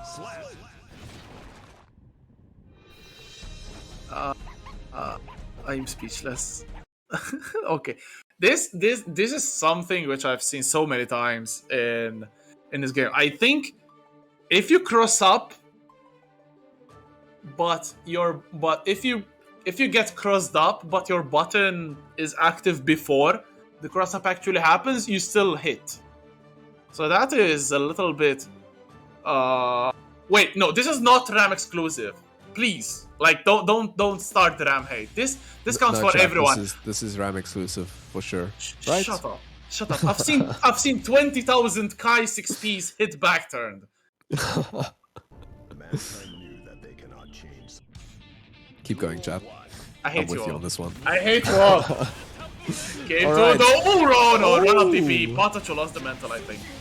That's okay. Okay, going for the overhead. A little bit balls to the wall gameplay here from Patachu. There's the DP. Okay. Yeah, Patachu, I think a little bit of meme, but 2-1-4K from Zando. Ooh, jump does counter hit Patachu. Getting some good damage there, although not really believing in it. Oh, that throw is always so nasty off of the sword throw. I never tech it. It comes so quickly. So yes, it is first to 3. It is a winner side match this time. So the winner does have a set in hand. So Patachu will need to win 2 first to 3s to actually move on to face against Tiger Pop. But already starting with big damage there with the super. Has the sword here. He is going to double jump out of there, but actually trades in Ram's favor. Leffen was right.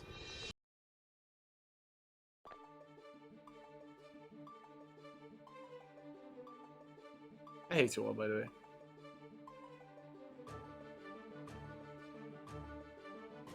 Well.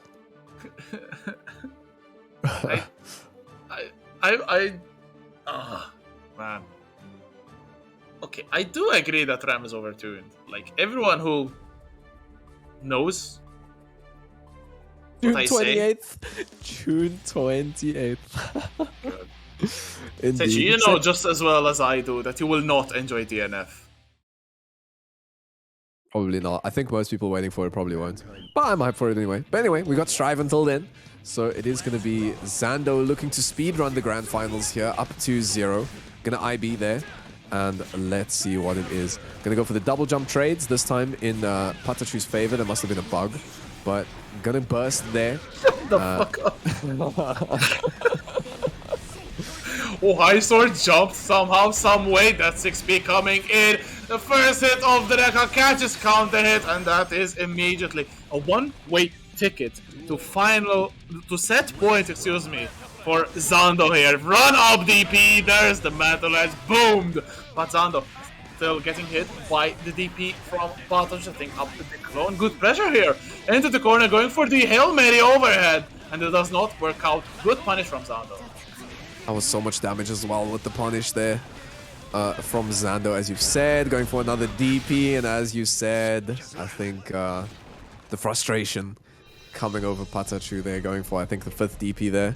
And also with the instant Alt F4, as sometimes I also feel like doing that in this game. But unfortunately for Patachu, that is going to be that out of the finals. It is going to be Zando who takes the grand finals there, but we're not over yet. We still have a first to 7 coming up, but also Xander who is going to take Patachu's money, unfortunately, and guaranteed to get $30 this evening from the match Reno, thanks to your gracious contributions. And as I've said before, you can always go higher, so it is !Matcherino in the chat if you would like to make a contribution. So far we've had Snoop with $10, Vince with 15, Connor with 10, Exxon with 5, and Patachu with 20.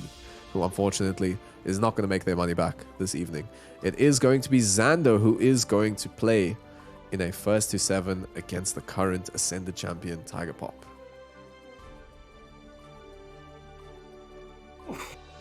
Damn. That was an incredibly fast set. Going to Zando, obviously. 3-0 in incredible fashion. That means that for the duration of the brackets, Zando only dropped 1 game, and it was against Patata, who is out of the tournament. So now we'll see if Tiger Pop can get any more games of Zando. The Israelian is looking mighty fine tonight, so we'll see if they be able to take the throne, actually, from Tiger Pop. Tiger Pop has defended successfully for 1 week. Let's see if it's going to be 2 weeks. I do hope, however, that the chat turns to hating both characters the same and not just Ram. Please, please. It's inevitable. I think it's inevitable. I think so. It's going to happen. Chat, who do you hate more? Ram 1, press 1 for Ram, 2 for Happy Chaos. I actually would be interested to see which one. You have to pick the one you hate the most. So what did I say? Ram was 1. Tiger. What's the name? You actually dislike Ram more than Happy Chaos? That is crazy. This version, one. Season 2 Ram, I actually dislike her more because she does not deserve the buffs. She is stupid right now. I swear. I am so surprised. I think if this was like an NA chat, it probably would have been Happy Chaos. But man, you hating the Ram? I'm so surprised actually. But remember guys, it is a first to 7. So it's going to be tough for Xando to take this one against Happy Chaos. Already starting. Was that already a Kara at the ready from Tiger Pop? I saw some tech getting posted about that. Looks pretty nasty. But nice JP there to catch the jump, forcing the burst from Tiger Pop. Okay. Trying to go for the cross up. Who gets the throw as well? I think more layers. So the mix gets a good counter hit as well. There's the back turn move, not Ram exclusive. Into the mortal battle. Bait though. Very smart from Tiger Pop into the wall break. And Tiger Pop starts off really, really strongly. The Ascension match in this one. Yep, as Jetsa said, the battle of the bare feet. That is such a good one. Gonna go for the 5H sword throw into the conversion. Missing the close S there, unfortunately, but Tiger Pop doesn't have a burst here, and it's gonna be super hard to get out, and they don't end up getting out. It is gonna be Xando tying it up 1-1. King of Super, Mortal Battle, and round goes to Xando. So it's a final round in this first game. Stuff from Xando getting that close slash meaty, putting Tiger Pop into the corner. Beautiful though, 6S to come out of the corner. Actually 6S alone is a good tool to escape the sword explosion in the corner as well, but obviously you can run into Ram's buttons. Excellent throw tech from Tiger Pop, but runs straight into Ram's damage. There's a high sword block, 5H, and there's probably going to get the kill. Mortal Battle for good measure. And it's 1-0 for the challenger. Absolutely. And thank you so much to Beast EG with the bits, with the 101 bits. Thank you so much for your contribution. But yeah, Xando looking very convincing there in the first round. But again, chat, it is the first to 7. Don't forget about that. So there's going to be some time for Tiger Pop to make some adaptations. Let's see what happens. Last I recall, I'm pretty sure they play Unwanted. I feel like they have had to have played Unwanted in the past. But definitely during Tiger Pop's reign. But Xando is there on Unwanted this Friday, tomorrow, where we could potentially see this first to 7 again. So I think this is going to be an important match for that. So let's see what happens. I'm sure that they played plenty of times in Salt Mine and Salt EU. And the results are kind of mixed. I think Xando has the edge in victories, especially in finals. I don't think Xando ever dropped a set against Tiger Pop in finals, but Tiger Pop has definitely knocked Xando's loser side in the course of the tournament. Right now, though, Xando, look at the life lead that Xando has. Swordless jump H. That is something I did not need to see, but since the sword again, there's a 6S. Storming out of the corner, applying the curse again, and that life lead is going to be shredded because Tiger Pop is with the gun. Yeah, it's getting low on ammo here. Choosing to go forward there, maybe could have got another shot in, but forces the burst from Xando. The clone there coming out, but is going to get clipped regardless, and so after all of that effort, it is going to be Xando that goes up in the first round. Work from Tiger Pop to try to regain the lead, but Xando still toughing out. Beautiful 6P on the jump and pick up with 2K and goes in with the sword offense. There's the fake out, trying to get something going. The combo, small one, but still good damage. 2K is under the explosion. Those 5P matches will not get rewarded. Instead, they will get captured and converted into catches the backdash as well. Straight into super. Tiger Pop is really optimized. Yeah, got the backdash there. Great patience from Tiger Pop. Hopping on Xando right now is going to get the throw here into... I didn't even know that was an OTG, but there you see the Kara at the ready coming out from Tiger Pop here. Has meter on the table and the curse, so this is pretty much the round done. You have to think for Xando as he tries to dash in, but that is burst safe, so this is going to be 1-1 in the set. So Tiger Pop will be able to take the round and equalize the score. The grand scheme of things, but 2K is into the claw slash. Xando gets another 2K into the sword explosion. Beautiful bait on the person. I think that is going to kill. Mortal Battle, no Calvados. Calvados, I think, would have killed unironically, but goes in, trying to shimmy and throw. Still doable for Tiger Pop, but dashes into the 6P. Xando gets a perfect and gets a 2-0 advantage to start off really, really well. Yeah, especially in the first to 7, getting a, 2-round lead is huge. Because even if you drop one, you still do have the lead. So you can opt to be a bit more risky in the matches to come.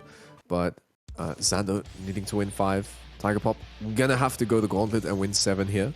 But it isn't longs yet, still at the start. So Let's see what happens. Man, I just saw Tiger Pop's level. Almost 3,000 has been gaming.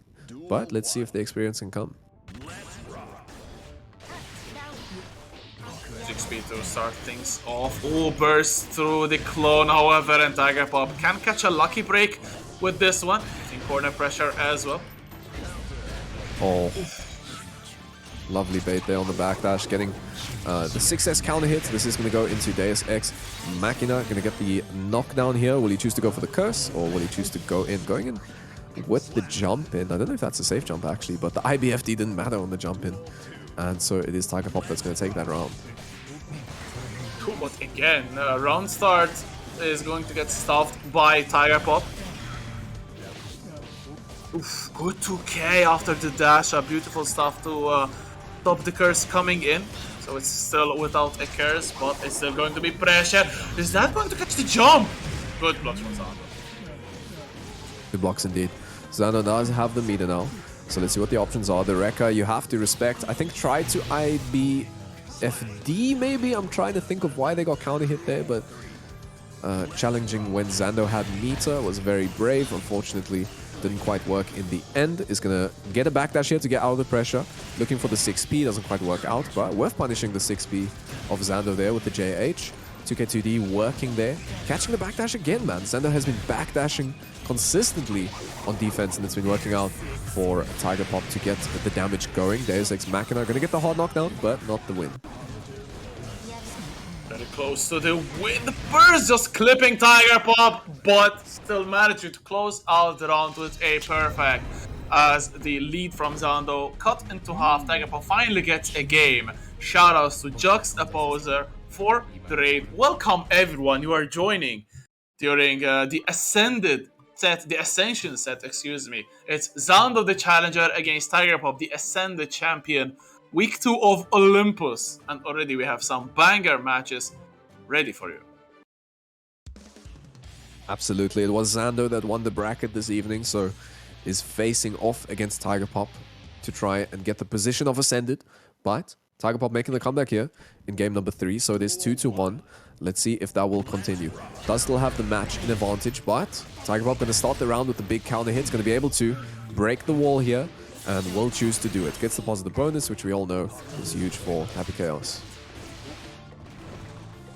Lands into the Rekka, good throw tech again. Beautiful air throw PRC, putting Zando in the corner. Does not opt to go for the burst. That's curious.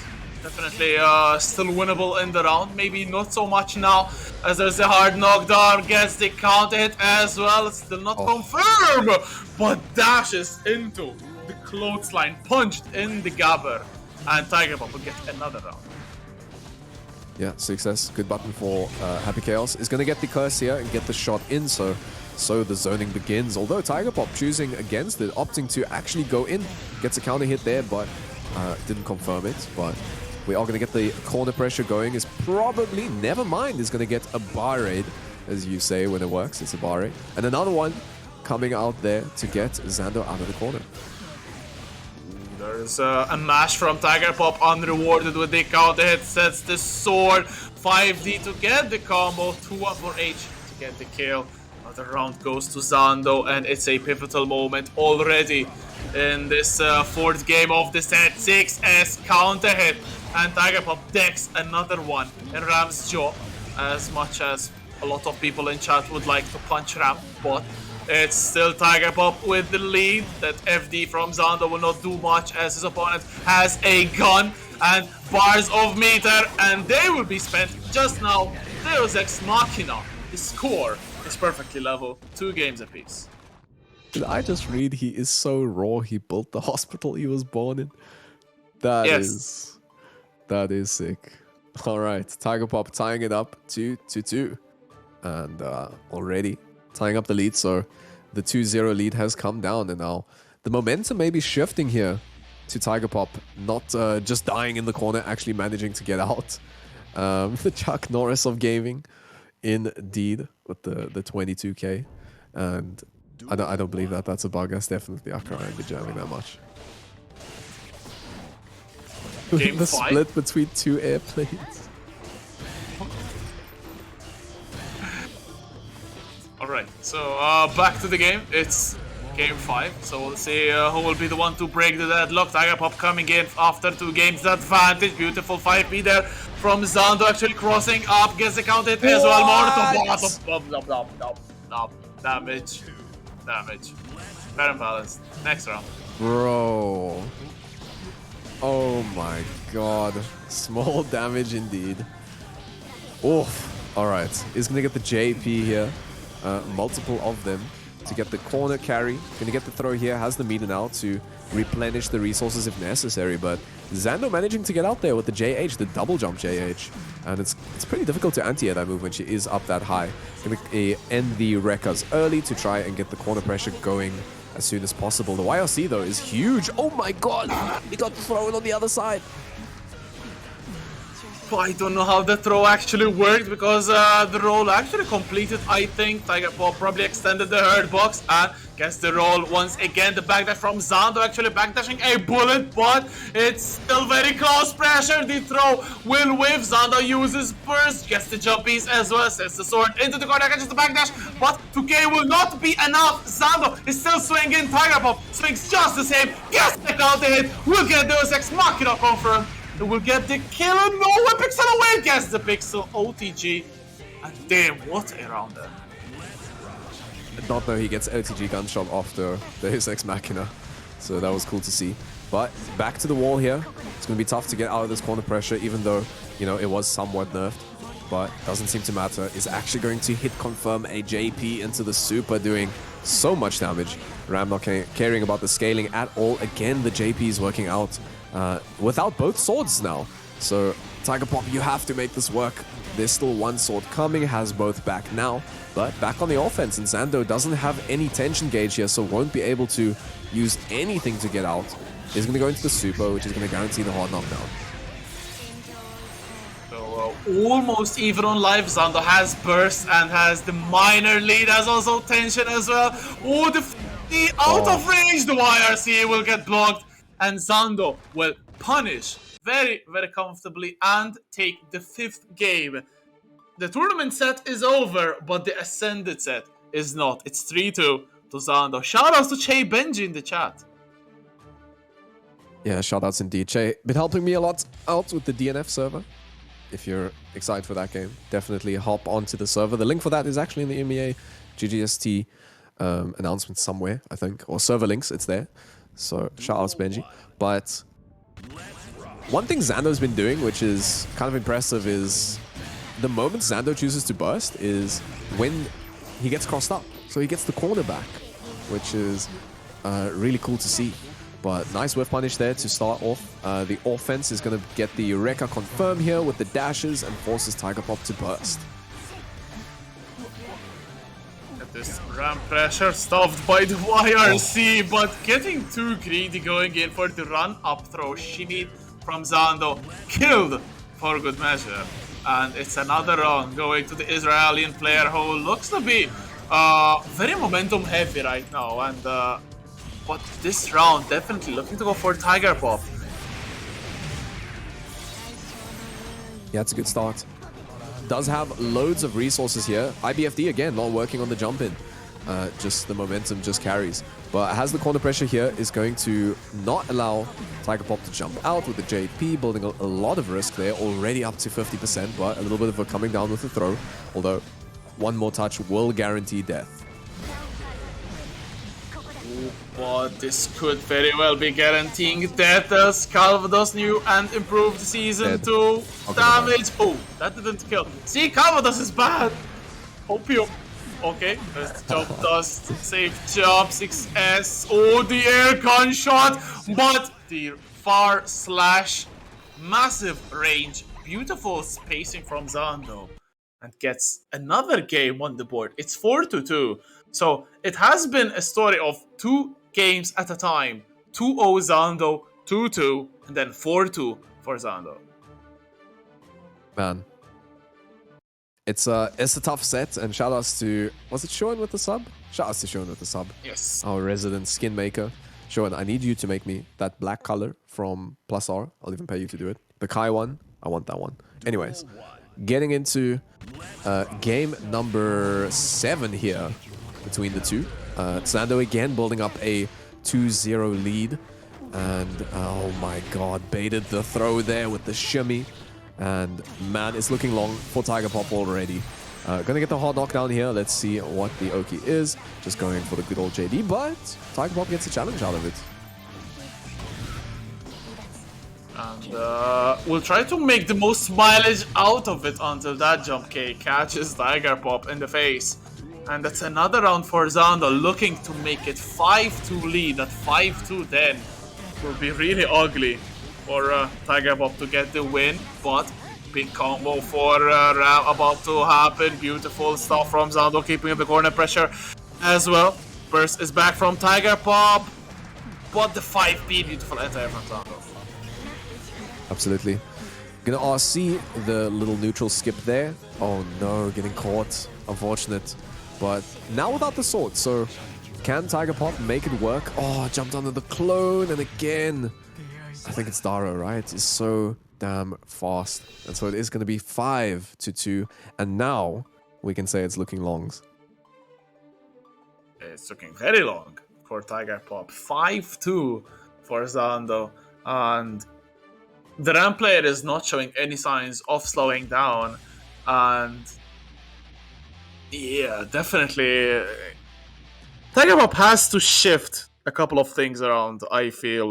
They haven't been using 2S at all. I don't know if it's a bad button against Ram because of her range, but oh, speaking of 2S, Xando getting their 2S out, as Tiger Pop is still trying to manage some way around the massive normals of Ram. Massive normals indeed.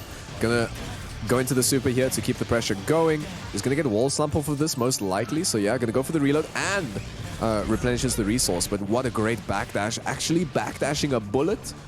Xando, oh, the shimmy, and that's gonna lead to big damage. Has the meter here, so will they choose to use it? Yeah, catching just the end there with the super, leaving Tiger Pop on a pixel here, and yeah, you have to think that round is done.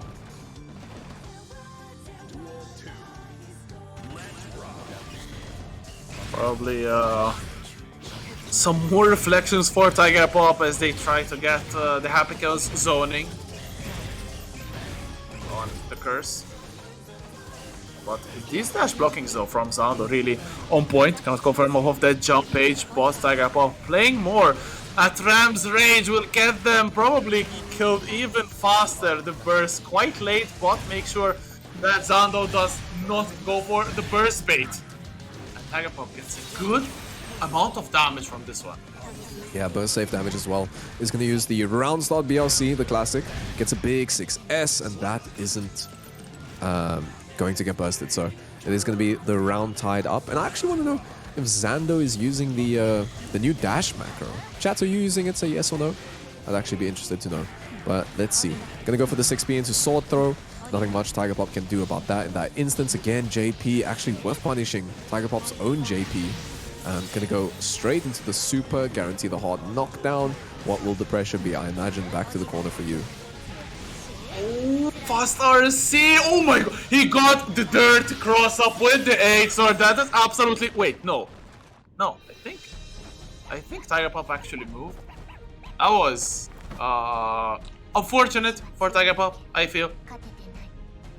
And yeah, Xando getting set point actually in this game. That was quite a weird interaction because I know there's a setup now where you can go H sword, PRC 214K, and you will cross up your opponent. Yeah, I've seen that. So the sword will hit cross up. But he got hit before the 214K actually got over. I think maybe Tiger Pop blocked, tried to react to it and blocked before, so they got hit earlier than expected. That's probably what happened. Oh, Average Malia fan with the 5 gifted. Thank you so much for that. You're so awesome. We'll be getting some sick emotes for you guys to use soon.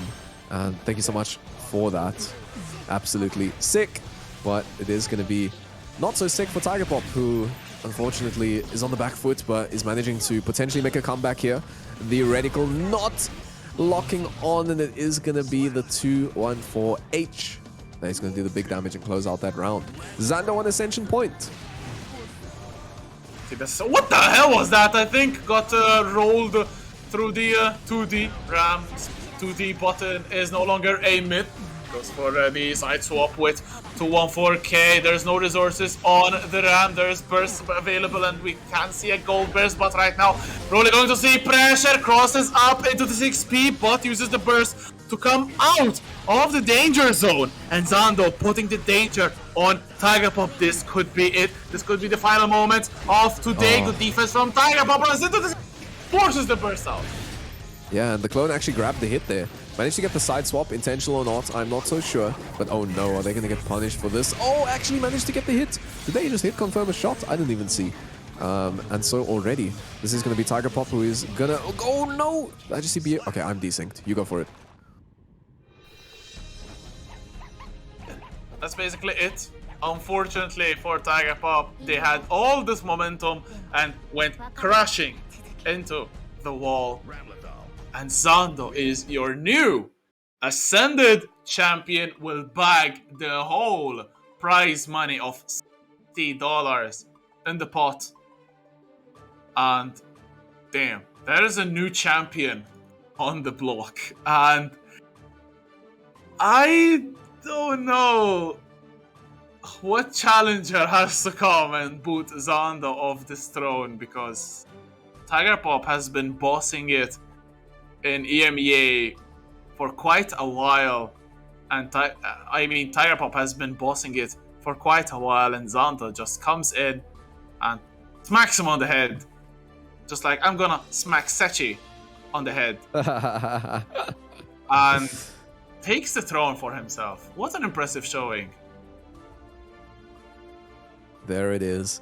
Xando beating Tiger Pop in the first to 7. It's been a long time since Tiger Pop's been taken down by someone in the EMEA in the first to 7. So shout outs to Xando, proving good as ever. And thank you everyone to coming out. I think we had over 200 today. If you aren't following the stream, just hit the follow button in the bottom right, and we'll be back next week. And we'll be back again at 7:30. But we have more coming, a lot more coming. We also have Watch My Progress on the Wednesdays. Salty EU will be on Mondays at 7. And then we also have Striving for Glory on Tuesdays. That is the other event that is run by this server. So definitely enter that. We're trying to make it a more consistent wanted qualifier, and also trying to get that match Reno. And of course, Core Pixels with the scoreboards. Thank you so much for allowing us to use that. It's been working great for us. And again, shout outs to all of the donators this evening, the subs, the bits. You guys are amazing. And as for us, Rexu, where can they find you? You can find me on my Twitter at Rexu, obviously. My Twitter and my tag. I'd just like to thank Damascus for the big raid. Welcome everyone from the stream. Unfortunately, we are just at the depth. We just seen an amazing bracket. Thank you, Nick V. Okay, thank you, Nick V. Thank you. I'm sorry. All right, in the side games. I wish there was Melty, but it's not Melty. Thank you, Jake, for suggesting us. There we go. Thank you so much. All of you that have come over from the Damascus channel, just, follow the channel. Tuesday, we'll be live again with another tournament. So, although you came at the end of this one, you can come to the beginning of the next one.